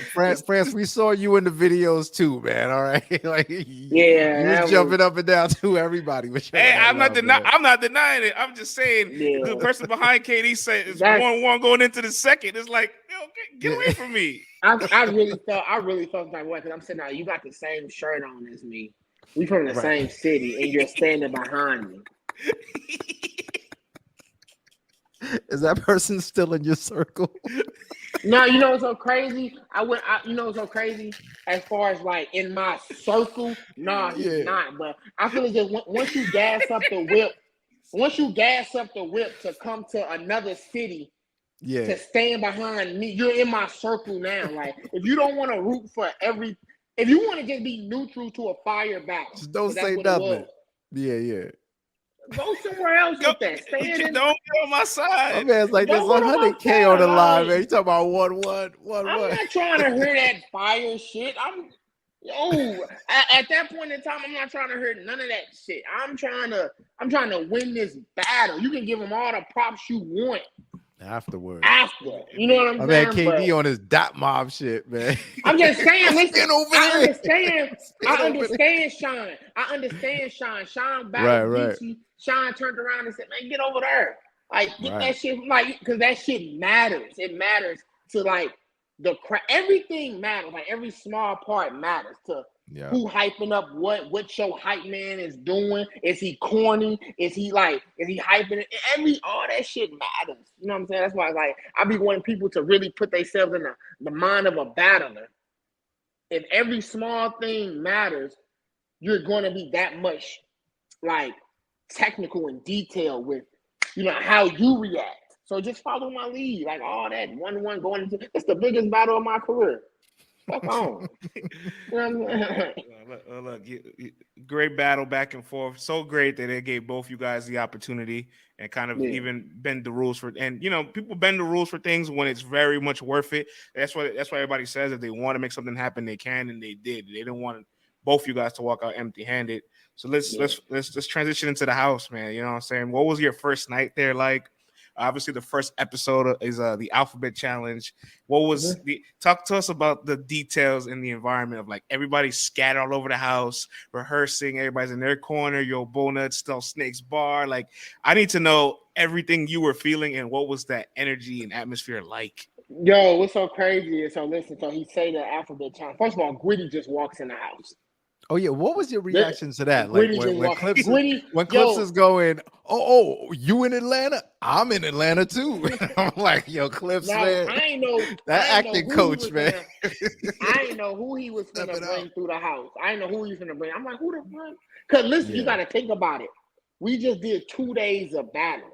So whoever the fuck is gonna come through the house, who are they and why aren't they battling to get into the house? Because at this point, the 8 people who Hitman said was in the house, I'm sizing their ass up too. Like, why didn't y'all have to battle? Because as good as I am, I could have lost my battle. So who's to say you wouldn't have lost your battle? Right. Because battle rap is a any given Sunday sport. You know what I'm saying? So anybody could have lost. So who are y'all? So we got one more. One more? Who? Yo, this money can't be split this many ways, man. Like, who the one person? So Gritty walks through the door. I'm like, that's another nigga with a fan base, another nigga with experience, another nigga with a resume, another nigga who, take his ass back. Season 2, big time. Go ahead. You know what I'm saying? Like, you know what I'm saying? Gritty, my nigga. Like, Gritty's my nigga, but I'm sitting there like, he's good. He's fire. So I'm like, this is more competition. So I'm thinking like Bad News, Snake Eyes, man. You got these niggas, J2. You got the girls. Hey, man, y'all cheating at this point. Somebody's cheating. You know what I'm saying? So Gritty walks through the door. I'm a little bit more like, all right, man, whatever. So we get the letters. We scatter. I take my room. It's like 3 people in the hallway. Some underneath the steps. I ain't never seen no shit like this before. And we all writing. Like, we're all writing. We all, like, brainstorming. You know what I'm saying? Some people don't write. Some people write in their head. I'm a person, I need to say a line 20 to 50 times to see if I even like how that sound. You know what I'm saying? So you in the house, you hearing all these small whispers. You think they're conversations. There's people who just rapping. It's like, this is annoying. You know what I'm saying? This is annoying. Yeah. Because you don't have time to think. So I'm doing my balls, this, that, and third. You know what I'm saying? They like, yeah, we got 3 minutes left. It gets real because you like, damn, we really in this. We really doing a challenge for bags and bodies. You got Ivo walking around with the camera like, yo, we're really being filmed. So then you're like, you still getting text messages. You still getting calls. People still telling you congratulations. And at the time, you don't want to be rude, but you're like, I ain't hearing none of that shit right now. So you got to ignore them for the betterment of the challenge. You know what I'm saying? Go down there. I do my thing. Y'all didn't see my challenge. I had to let a W. You know what I'm saying? See my challenge. I did good on my challenge. Watermelon. I forgot my verse, but I did good. Now the thing he forgot his verse. Yeah. He did so good they didn't put it in the episode. Did so good. No. I didn't choke in my shit. I don't know why they didn't air my part, but shit, it's cool because I just kicked it off with Jay that guy, so I ain't tripping. It's like Willy Wonka. Now look, Wet Willy. I am gonna say where, and why. You know that was in the verse. Whispering winds. Any day you can die. I don't care who's the what, when, who, where, or why. Yeah, I might have been in there. You know what I'm saying? But y'all don't know that part. But here's the thing, though. I actually, after I went, because I was like the second or third one to go. Yeah. I was sizing everyone up. Like, yo, who can write fast? Who can do this? Who can do that? Like, so my thing, my worries kicked in when I seen Snake Eyes, Bad News, and it was J2. Because J2, he was stumbling and shit, but you could tell where his material was at. And I'm the number one top prospect, Bad News. I say somebody gotta get that nigga off the chopping block real quick because he too comfortable. Like, that nigga ain't break a sweat. He walking around. He performing. He was 100. He was 100% full performance mode. Everybody said he was the only one that wasn't using his phone afterwards. He was ready. He wasn't. The man was a monster. Like, I'm upstairs like, these niggas ain't fucking with this. And I remember fast, these niggas ain't fucking with this. Boy, I go. They show me love. Okay, Bad News though. Boy, that shit was over with. Now he was rapping with stage presence. Like, some people, like you could tell, like, the first few folks, it's like, okay, let me get this out. Let's get the feel, like, what the temperature is. And like when he went, like he raised the temperature. This was like, nah, man, this is like full stage performance. And I think people then realized, like, oh snap, like, yo, this is real. Like, nah. Yeah. Like some people are trying to compete on a different level right now. Like, and Yeah, but I think he really set the tone. No, he really did. He really put that target on his back and he walked around with that motherfucker like a chip on his shoulder. You know, that's why I fucks with Bad News, because he wanted it like that. He wanted to be known as, you know what I'm saying, that nigga in the house. You know what I'm saying? Which is respectfully, he earned that because that challenge was crazy. It's crazy you mentioned Bad News about the challenge and how he established himself with the first challenge of like how comfortable he was, how quick he wrote his memorization. You two guys did the battle on RB, 12 hours prep. And I noticed at the end of that battle, in the end of the third round, y'all like both had to smile, and then y'all like dapped it up like twice, and then like had like a little like clamor to yourselves. I couldn't really hear what y'all said, but it sounded like, yo, we actually did it, as if like the formula you learned from Bags and Bodies of writing and memorizing quickly translated on another stage. Is that what happened there? No, because for sure, because we were a representative of what we was talking, because we was talking big shit, because ARP was like, oh, y'all doing it like that, y'all really, you know what I'm saying? So we had to, although that was my opponent, I also looked at him like my partner. Like, yo, we really gotta show this is what we do. Like, this is what we do, right? We really just left boot camp to come over here and do this. You know what I'm saying? And also I looked at it like an opportunity for me, because a lot of people ain't never been on no closure card. You know what I'm saying? So I looked at my whole year in the totality of it, and I was like, I need this look. I need this ending, because I don't just, sometimes I'm like, this year, let me say this, like this year, I was looking at every book and like, I just needed to be in a good light. You know what I'm saying? So the shit with Bad News, when it cracked off and how it ended, I was like, I loved it, because I was like, shit, I was able to get 3 rounds off in under a day. That's crazy. And in fact, Bad News did it with me. You know what I'm saying? Like, yeah, so we were really spokesmen for everything we was talking. Because if we would have went over there and bombed, they would have judged the show off of us. Right. You know what I'm saying? So sometimes you represent more than just yourself. You know what I'm saying? That's how I looked at it.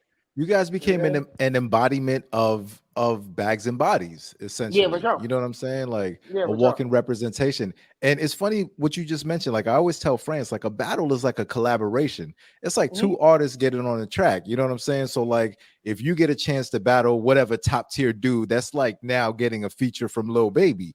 Like you better show up on that song, because this song can get you out of here. You know what I'm saying? So were you two, realizing that and, doing your thing and putting on in 12 hours, how crazy was that? Like before Bags and Bodies, if somebody would have told you, yo, 3 rounds tomorrow, 2 minutes, like you do, like, could you have done it?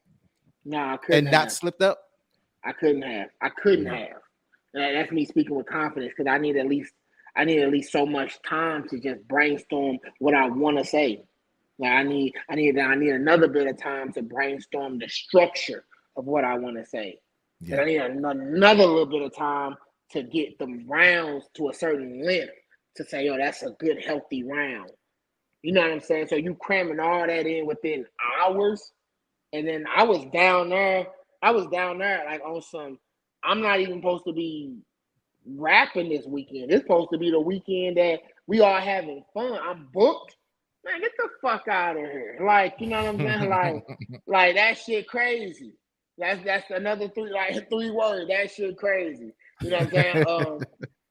But I felt I wouldn't have done it. I wouldn't have done that. I wouldn't even have signed up for it.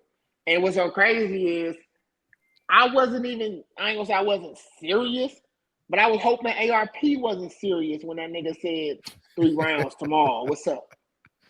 Oh, you know what you asking us to do? Like, you know what I'm saying? Like, because you still have a high level to perform in it. You still have a high, ceiling to reach as far as your material go. Battle rap don't give a fuck about if you just took a battle, bro. They only want what they want, because they're paying what they paying. So if a fan like, yo, I paid $100 for this ticket, I need to see some balls. You know what I'm saying? Like, bars, man. on my mama, that's what they own. They not really empathetic about what you mean you took this last night. If you couldn't do it, you shouldn't have took it. That's how battle rap fans is. Battle rap fans is like, oh, nigga, you got a hard time, remember? Or you shouldn't have did it then. Next. You know what I'm saying? They real cutthroat like that. Or I hope y'all charged appropriately for the you know what I'm saying, for the late request. You know, shout out to ARP, man. He got us together. He definitely got us together. He definitely got us together, man. Shout out to ARP for that, man. And but here's the thing, that's a lot to put on the line, man, for 12 hours. And that's another thing. It wasn't no promise back in, because if you choke, you got nothing. That's another thing. What they don't know. Yeah, like it wasn't all shits and giggles. Hold on, was this part of Bags and Body? Was this like a part? No, that was AR. That was no, for RB, for RB. Yeah, that was AR. Y'all agreed to that? Y'all wildin', man. Risky business right there. That's whiskey business right there. See that explain. Like when I saw the smile at the end of the battle, I was like, "This is deeper than just like." Oh, we got that brand, man. Nobody choked. Like, we did it, man. We got through it. Yeah, it was. Yeah. No. Like it wasn't no. Yeah, you get up there and rap regardless. I'm gonna give you this. You know what I'm saying? This was something. It was like, you come up here and choke. Your ass is out of here. You know what I'm saying? Like nothing. So yeah, it was like that. You know what I'm saying? Jeez, I'm glad y'all got that bread, man. Because ain't nothing like doing some work and getting nothing for it. I would have been tight. I ain't gonna lie, man. I would have been tight, KD. I would have been tight. But now, salute to y'all for pulling that off. You can't think of that. Like you can think of that, but that type of shit is sets in your mind when you're writing. Yeah. What you know about waking up and you got less than a round. Oh yeah, and the event is at 1, 2 o'clock, so it's not like at 7 p.m. or no shit like that. The event is at 1 or 2 o'clock. Oh yeah, you wake up at 8 a.m. So what kind of zone do you go into? Like, what was your traditional writing style, and what do you feel was like what did you actually do that was different? Whether it was physically, mentally, like what was different with this process? As far as like bad news go, or just before? Yeah, that one, yeah. Before that, like if they would have told you like, yo, you got bad news in 12 hours, you would have been like, I couldn't do it. What clicks in your brain now? What do you go to, and how does it work now that you've gone through this process? Man, listen, your mind you just gotta open your mind up, like to say, like any movie you ever saw, any quote they ever said about attached to your name, any situation, you gotta be able to make a bar about anything, but it has to be relatable and effective. So what I go to is I'm thinking about, okay, what does this battle mean to me? So if it means nothing, it's easy. Like so for instance, I battled somebody in St. Louis and it was in my third round, and I was like, man, whatever the fuck I get this nigga, that's what he gotta get. But I'm thinking about that's a bar somewhere. So I was just like, okay, I don't get no motivation from you, and that's a fact. Organ donors, whatever I give you, you better live with that. So it's more so of I'm able to transition bars to how I really feel. You know what I'm saying? So if I'm taking a battle, what does this battle mean to me? If it's a stepping stone, I can say some shit like that. You got to have a direction of where you going with the bar. Gotcha. You know what I'm trying to say? So then you fit that in, and you do your name flips. If they got a flippable name or some shit like that, then you go with that. But your mind, you have to have some type of substance with what you're rapping about. So that's the easiest part right there. Like, where you going with the line? Like, how do you really feel about the battle? The other shit just gonna come to you because as an artist, shit just gonna come to you just off GP. You know what I'm saying? Like, yeah, shit just gonna come to you regardless. You know? But your mind has to.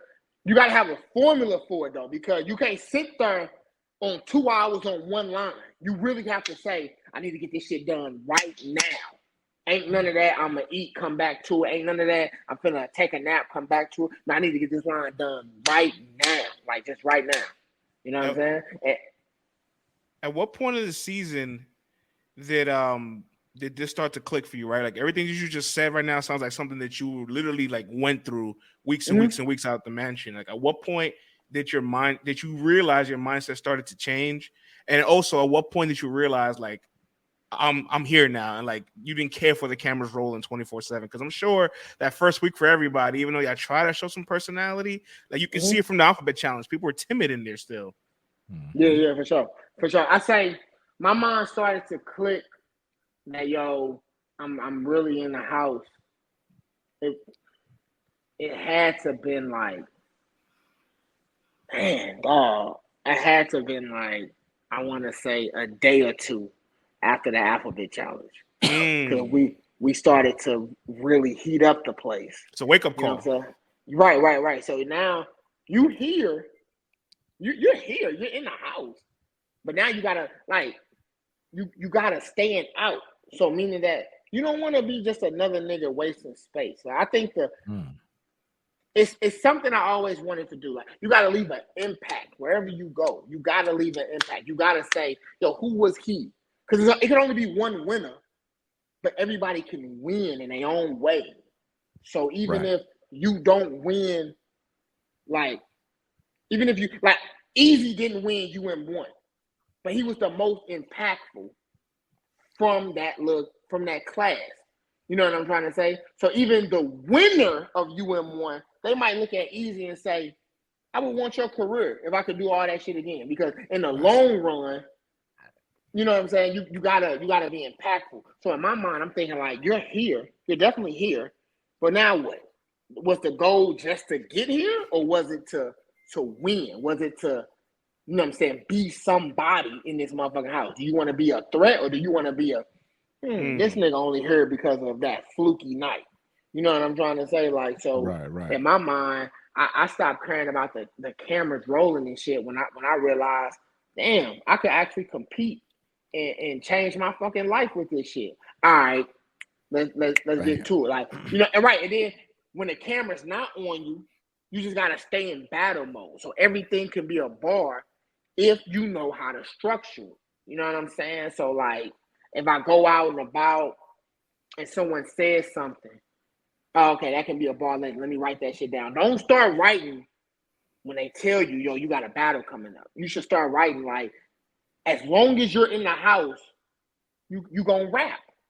So you gotta have something to rap about. You know what I'm saying? Right. So like, just continuously keep that pen moving. Yeah, don't stop writing. I didn't stop writing until I got back home on the plane. I didn't stop writing. Like, then that's real talk. I didn't stop looking at shit like material until I boarded that damn plane back home. Right. You know what I'm saying? Like, so. Now, KD, man, like you're on a reality show, but your battle rap career has somewhat been like a reality show, man. Like we've seen ups and downs on the stage. Like people could go on YouTube, like it ain't nothing new. You know what I'm saying? Like, but what does it feel like to be revered for the bars though? Because now this year, you know what I'm saying? Like this past year and a half, past couple of years, it ain't been about what's been on the outside or whatever. You know what I'm saying? It's really been about your bars and your pen and like your come up. You know what I'm saying? Like, does it feel different? Like, how does it feel to get the love for the bars and not like any of the other stuff? Man, I can't tell you the type of feeling it feels, man. It feels good. It feels good not to be a part of no fucking circus, no drama. Like, for real, it feels good to just. It feels good, bro. To just, my man, to take the hat off. Yeah, nah, because like that shit. I've been waiting for this. Shit was stressful, dog. They don't understand that type of what that question means, because like drama gonna follow you. Drama gonna follow you in this game because the game is consumed with so much negativity. So no matter how small or big it is, you know what I'm saying, pause if need be. No matter how. Shit crazy. That shit crazy. Yeah, that was a little crazy, dog. That was a little crazy. You know what I'm saying? No matter how. Yeah, no matter how like just crazy or how much they can ignore it, they won't. If they feel as if like, man, fuck that, I need some entertainment. They'll use your negative shit as entertainment. So the fact that this whole year I didn't veer away from that and it's just been bars. That's a good feeling to know that you didn't join the circus. You stood for something. Right. Like you stood for just good battles, just good raps. You ain't opening this motherfucker bringing antics. You ain't bringing costumes. You ain't dressing up. You ain't doing this shit. You just going there with raps. You ain't trying to hold your opponent. You ain't pushing them. You ain't trying to punk them. You just rapping. Just rapping. You ain't paying for niggas. You ain't short niggas on they bread. You just rapping. You know what I'm saying? Like, it feels good to have some type of fucking integrity. Because I really feel as if like they be trying to just do the negative shit all day long. You know what I'm saying? Like, you'll be surprised at how much people won't acknowledge you until it's negative. They'll see you working your ass off. Okay, yeah, he doing this thing. Soon as some shit get negative, man, you know what I'm saying? Like, you'll be surprised, bro. Well, actually, we wouldn't. You know what's funny, man? Because you're a rapper, we're media. You know what I'm saying? But like, we could put out 16,000, positive things. Like, here's a stat of yourself you never knew. You know what I'm saying? Or here's this, here's that. Oh, this dude here did this flowers. Yo, the one time you might say something that's not to someone's liking, it's like, oh, you a bitch. You know what I'm saying? Your mama's retarded. You know what I'm saying? Like I hope your kid gets polio. You know what I'm saying? And it's like, yo, dog, like this, this is just like an opinion about, like, what about all the good stuff? You know what I'm saying? Like, so we know it's like negativity, it's like a moth to a light, son. You know what I mean? I just ran into something like that where it's kind of like, I seen Angry Fan. I seen Calf Live. He was like, bad news 2130. All right, cool. That's a part of the sport. He's like, yeah, KD just never been that crazy to me. So I mean, shit, I can't make you think I'm nice. You know what I'm saying? But the fact that you still took time out your day to repost it, I'm like, yo, I appreciate the love because you have a platform. You still have a platform. I'm not that nigga that's like, I don't care if you say if I won, if I lost a battle. Like, I personally think I beat Jay that guy clear. You got people out there saying that nigga beat me clear. It's your vision. It's whatever you see. You know what I'm saying? Whatever. I'm not gonna go. You know what I'm saying? Go crazy on nobody post. But if you tuned in and you just gave it an unbiased opinion, that's all I wanted. You know what I'm saying? That's all I wanted. Because unbiased don't mean just say I won because that's unbiased. Nah. If you say I lost, tell me why you think I lost. Because I'm going to take that same criticism back to the pad and say, well, maybe, you know what I'm saying? Like, maybe I need to do this more. Do this. I don't fucking know. It's always room to improve myself. You know what I'm saying? But other people, bro, they'll hear they won a million times. The very moment they hear they lost, they open up the gates of hell on a nigga. I ain't that nigga. I ain't that nigga at all, man. I just appreciate everybody who didn't tune in somewhere in way. Some people say, why is 3-0 body bagged me? I be like, shit, what battle was they watching? Yeah. You know what I'm saying? Yeah. But I show them love back because it's like, yo, I appreciate you watching though. Yo, as long as you ain't being disrespectful, it's like you can't argue someone's opinion down. You could ask them why and be like, okay, I can see that, but as long as no one's being disrespectful, it's like cool, man. Like whatever, you know what I mean? Once you cross that, and for me, like it's easy. It's like the line is there. Why you gotta cross it? You know what I'm saying? Like it's so easy not to cross it, but you know how this game go. But interestingly enough, we're speaking a lot about like the dynamic of like external opinions, media opinions, how fans perceive things, right? But in the house, it's no fans. You guys had them NDAs sealed tight because I was asking for updates during the season and I couldn't get any updates from anybody. And I'm just like, hey, you ain't trying to fuck with the church's money. Don't do that, man. Y'all did a very, very, very good job. Whatever job y'all did to keep that secret. I want to tell some other leagues to get their stuff like leaked out. Listen to whatever happened over there. But you want to know something though? That's all in the reflection of how much respect we got for Hitman. Because we really seen him like go to bat for us, you know what I'm saying? Each and every last one of us. So it's like one of them, they get to ask me anything about the house, we be like, man, watch the show. I can't tell you shit. I don't even know what to tell you. You know what I'm saying? That's like, I got hit up for plenty of interviews. I don't even want to do one. Why? Because like they always slip up. Right. Then you gonna ask something and I'm gonna be like, oh shit, I don't even think I should be answering it. You know what I'm saying? Like, but now that's really in the reflection we got for Hitman and the show. Them people are really good people, man. They good, kind-hearted, genuine people. You know what I'm saying? So we definitely weren't trying to fuck with the church's money because they will sue your black ass. Man. Yo, I have to ask you, man, where Hitman was, defending his brand and defending y'all, you know what I'm saying, and was very passionate in the Twitter spaces, man. Like, what did y'all feel like when y'all was listening to it? Like, because I know you know him, and y'all from the same city, so you already know what kind of character you guys are. But when you heard it, like, what were you thinking, man? Like, hey, look, Hitman had just told us, hey, look, man, if I catch y'all arguing with anybody, you know what I'm saying? Motherfucker, I'm gonna get their ass $100. So don't make me lose my money. You know what I'm saying? All right, I got you, big bro. We chilling. We gonna say, yeah, fuck these bloggers. Sounds about right. I turned around for 2 seconds. I was like, somebody go get him. Anybody go get him. But it's like one of them things to where, like, I understand his frustration. You know what I'm saying? And it's more like, I understand his frustration 10 toes, but like, ain't nobody finna, like, you know what I'm like, Hitman he really just want everybody to win. So when he just feels as if, like, you know what I'm saying, motherfucker's not receiving that message, he on that ass. You know what I'm saying? Like, he definitely, but we always just sitting there like, I mean, we gonna back you up, right or wrong. So we right there with you 10 toes. But you just told us. Over I was like that. You, that wasn't Hitman, man. That was Lil Jaro, man. That wasn't Hitman. Nah, bro, definitely his vision coming together so well. Like I'm, and that's another thing on the show. I took in so much pride with just thinking like, yo, a STL nigga made all this possible.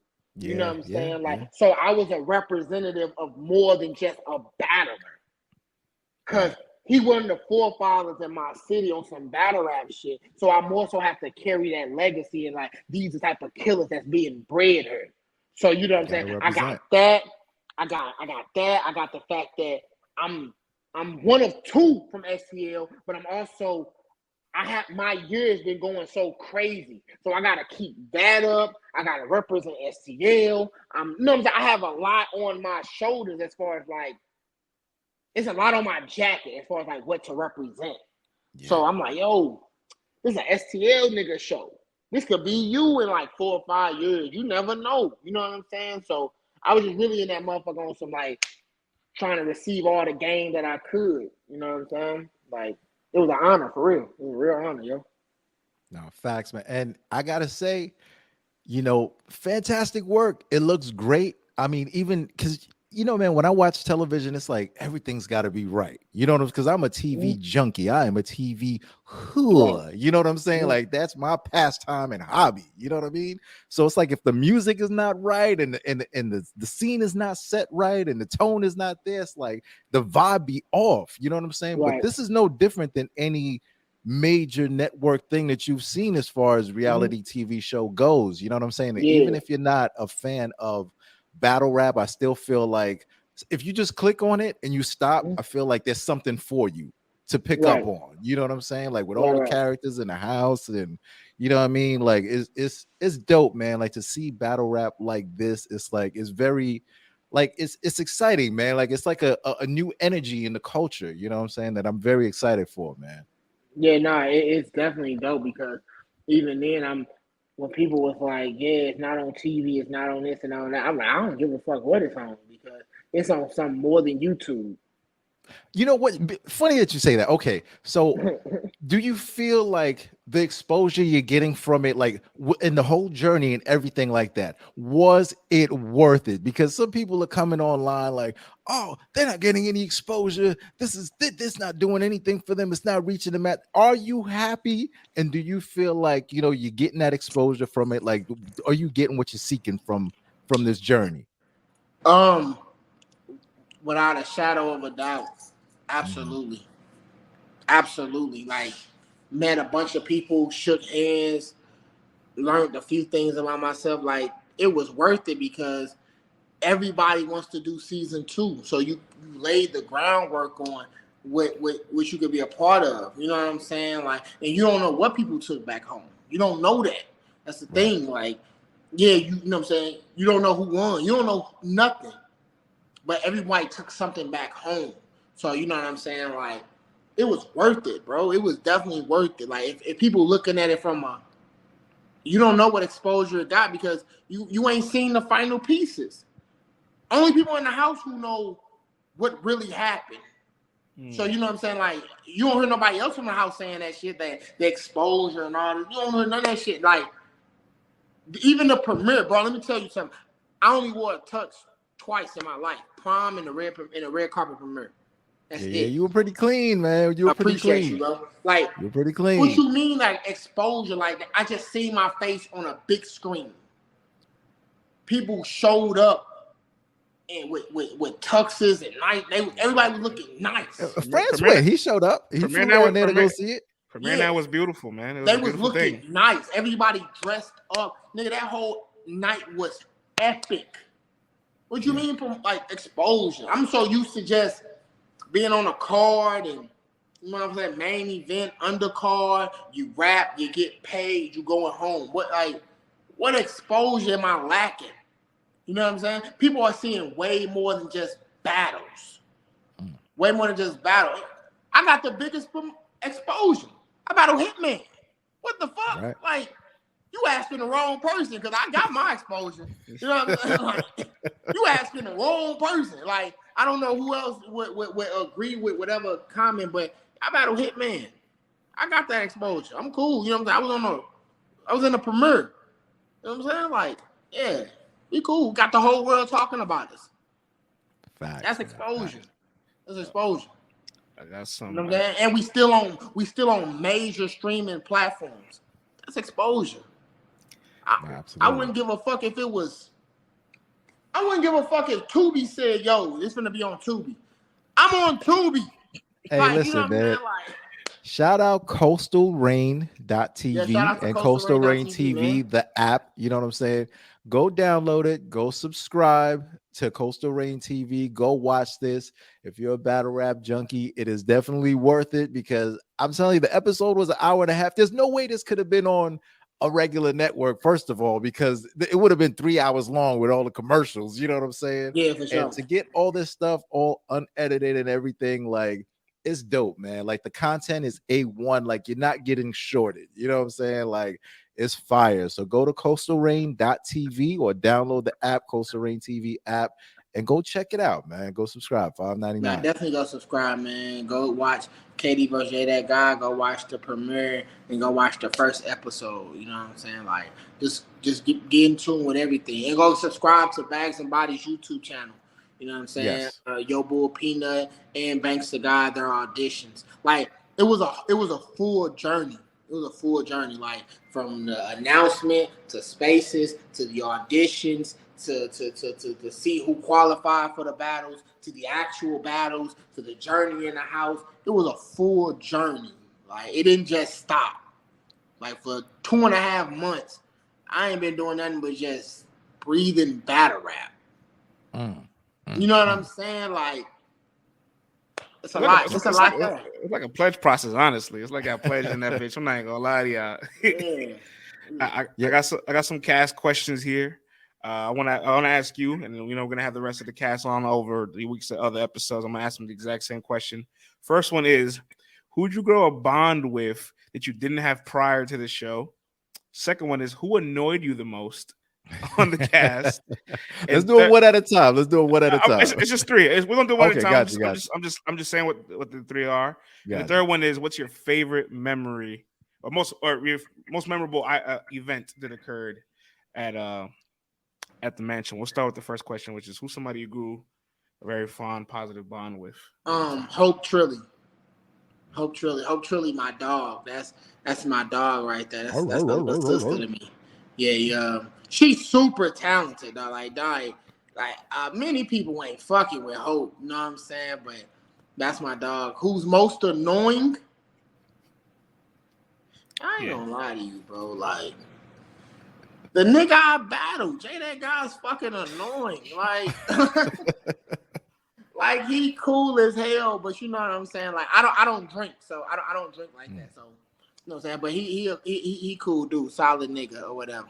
He cool. Just you don't smoke like that neither, right? You don't smoke like that neither, right? No, I don't smoke. See, now that's why you have such a competitive advantage, because in the first episode, everybody could not help themselves but just running their goddamn weed. He's like, I got 20. You know what's so crazy? We got the letter challenge, and I overheard somebody say, "I need to smoke, man. I need to think." I'm like, "Yep, wasting time." Wasting time. Go ahead. Goody's like, I got 20 minutes. He spent 10 of it rolling up. Eon was like, hey, I'll do the interview after I'm done with rolling this weed. Yo, the funniest part is she's arguing with a whole other dude for like My 3, nigga 4 B-Mac. Yeah, My nigga for like I'm gonna 3, be 4 mad. minutes. Yeah. And then she goes, yo, I'm gonna give you the interview when I'm done rolling my. I'm Yeah, like, yeah. She said, he's in an interview. she said, what are we doing now? she said, yeah. B-Mac was like, I was trying to talk to my man. Like, he talking to me. You gonna talk to him after I get done. Turned around and said, yeah, I'm gonna give you your interview after I get done small. I'm like, I was like, put down the weed. Nah. My favorite moment out the house. Yeah. Battling Hitman. Battling Hitman. I walked away with the something, rematch. Yeah, I walked away with something more than just the, you know what I'm saying? Like, when anybody ever walked away with, I walked away with something more because he's worth more. You know what I'm saying? Like, and it was a good battle, and it's going on a major platform. I'm saying, like, I have a full story here. Did you get your get back? Yeah, I got my get back. Back. Like, okay. That's what I'm saying. Like, it felt good. Like, don't be like the media guys reporting like, yo, man, I was going crazy. No, listen, what's so crazy? Listen. So and then we gonna watch it. Because it's already out there. It's on the premiere. It's on the premiere. We see it. Yeah, it's already out there, so I can say this. So the names get pulled, whatever. My name get pulled. Battling Hitman. I'm like, yo, that's crazy, right? You know what I'm saying? Lightning don't strike twice in the same spot. Like, this is crazy. We finna battle. I make an executive decision. I give my phone to Coach Corleone. I'm like, hey, take some pictures. You know what I'm saying? They not gonna believe this. So we take some pictures, like we rap. Shit was crazy. Coach sent me. I low-key forgot. I told him to take some pictures. He sent it to me. These fire. Right before Hitman was finna leave. Now, mind you, we have a NDA. So you can only post what they tell you to post, or you can repost what they post. Coach sent me the pictures. I run over there to Hitman. Hey, I know you said what you said over there, but you gotta let me post these motherfuckers. He's like, he looked down, he said, yeah, they is hot. I'm like, hey. Hold on, do that again. I'm like, do the Hitman voice again. Hey, he said, yeah, these is hot, ain't they? I'm like, yeah, you gotta let me post these motherfuckers. Yeah. I say, I got the green light. He looked, he said, yeah, go ahead. Now at this point in time, it's like midnight. It's like midnight. I'm like, I'm gonna post these motherfuckers at like 2-3 p.m. He said, yeah, you can post. But I posted that shit 4 or 5 minutes later. I was that thirsty because I'm like, if anybody who knows me, you know this is the only battle I wanted. Like, when people speak of hit list, they be like, no pun intended, it's like, yo, what's your hit list? I'm like, I want to battle such and such, and I want to rematch with Hitman Holla. Hitman cost so much goddamn money, I just quit saying it. Because ain't nobody going to foot that bill for me. You know what I'm saying? Like, that man's, you know what I'm saying? That man cost a lot. So I'm like, yo, you got to let me post it. So he let me post it. My shit got the buzzing crazy. What? The rematch? Ain't no way. Like, how'd it go? Did you win? I'm like, I ain't saying all that. But I just wanted y'all to know this is what's going on. You know, that shit got me so much love and attention. You know what I'm saying? Because I have a full story here. I'm the only one to battle him in the house. I was the only one to battle him to their knowledge, to where it's kind of like the rematch was well invested in. You know what I'm saying? Like, when they said the rematch, they said John and Prestavia. That made the premiere. Shotgun Suge and J That God, that made the premiere. But when they said me and Hitman, and they showed the full battle, it fell into the storyline. You know, it gave you an arc. It gave your character an arc. You know what I'm saying? Yeah, like, we can follow you from beginning to like bam, and now it's like, what's the next steps for KD? You know what I'm saying? So with that being said, what are the next steps for KD? How are you going to capitalize off of what's going on right now, the season that's about to unveil in front of our eyes? Like, do you have things planned out? What's next for you, bro? I do have things like drafted out. Drafted. Like, as far as like, this is the direction I want to go. this is this, this is that. I want to get more in tune with like my podcast and my people, and because it's a lot of listeners out there. Well, shout out your podcast. Let them know the name of shout it. out to Honestly Podcast, man. Okay. Follow us on Facebook. You can follow us. I see you. STLY. Okay. All right, Yeah, honestly, man, we keep it real. You come on that motherfucker talk as long as you want to. Just keep it honest. You know what I'm saying? Yo, you gonna get people in trouble, man. Now you can. I don't really partake in the mess. You tell people be honest, man. They gonna get in trouble, bro. It don't gotta be messy. Just gotta be honest. Yeah, just be honest. That's all. You know what I'm saying? But yeah, my podcast. I bought a t-shirt machine while I was away. Salute. Yeah, so that's like just get my merch in line, like hands on. Yeah. I'm invested in vending machines. Like I want to do more than just rap. You don't want to oversaturate yourself with just rap. Yeah. You know what I'm saying? Several streams of revenue will make you a million. Yeah, you know what I'm saying? Just like something to take your because if you notice, like if you take the money aspect out of it, you can focus on big battles. Yeah. So you're not chasing the checks to stay afloat. Because I've done that too, to where your name is hot, but you have real life and you like, yo, I gotta get this money. They're talking about X, Y, and Z, but it takes away from your steam. It takes away from your, you know what I'm saying, your exclusiveness. Because they just seen you go. After a while, I had to make that decision. After a while, I'm like, I don't think I should be on every flyer. I think I should just chill. Mm-hmm.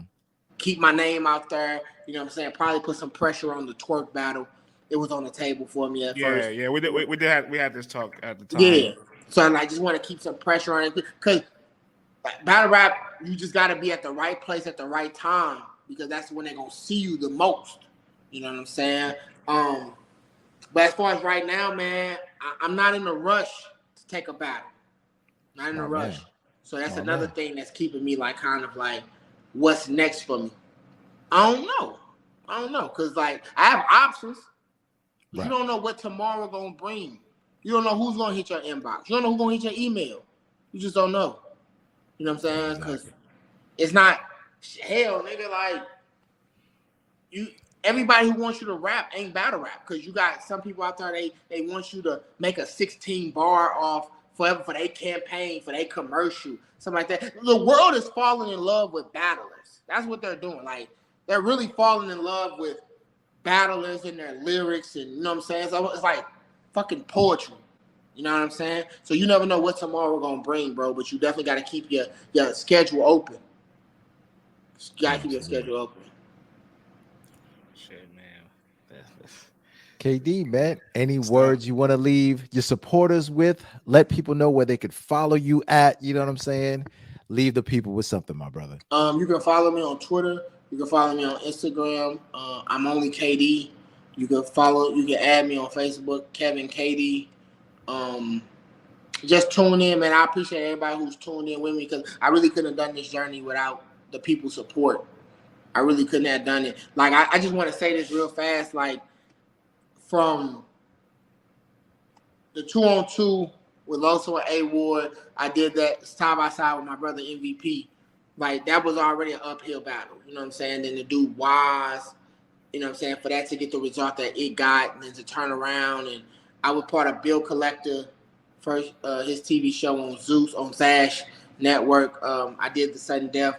I battled Piranha. I lost versus Piranha. So perseverance and character. Perseverance is in my character. So, because when I lost to Piranha, I don't know why my mind tapped out because I choked. But I'm sitting there thinking, like, after I lost versus Piranha, my mind was like, if you had any loss in you this year, this better been the one because next was Bags and Bodies.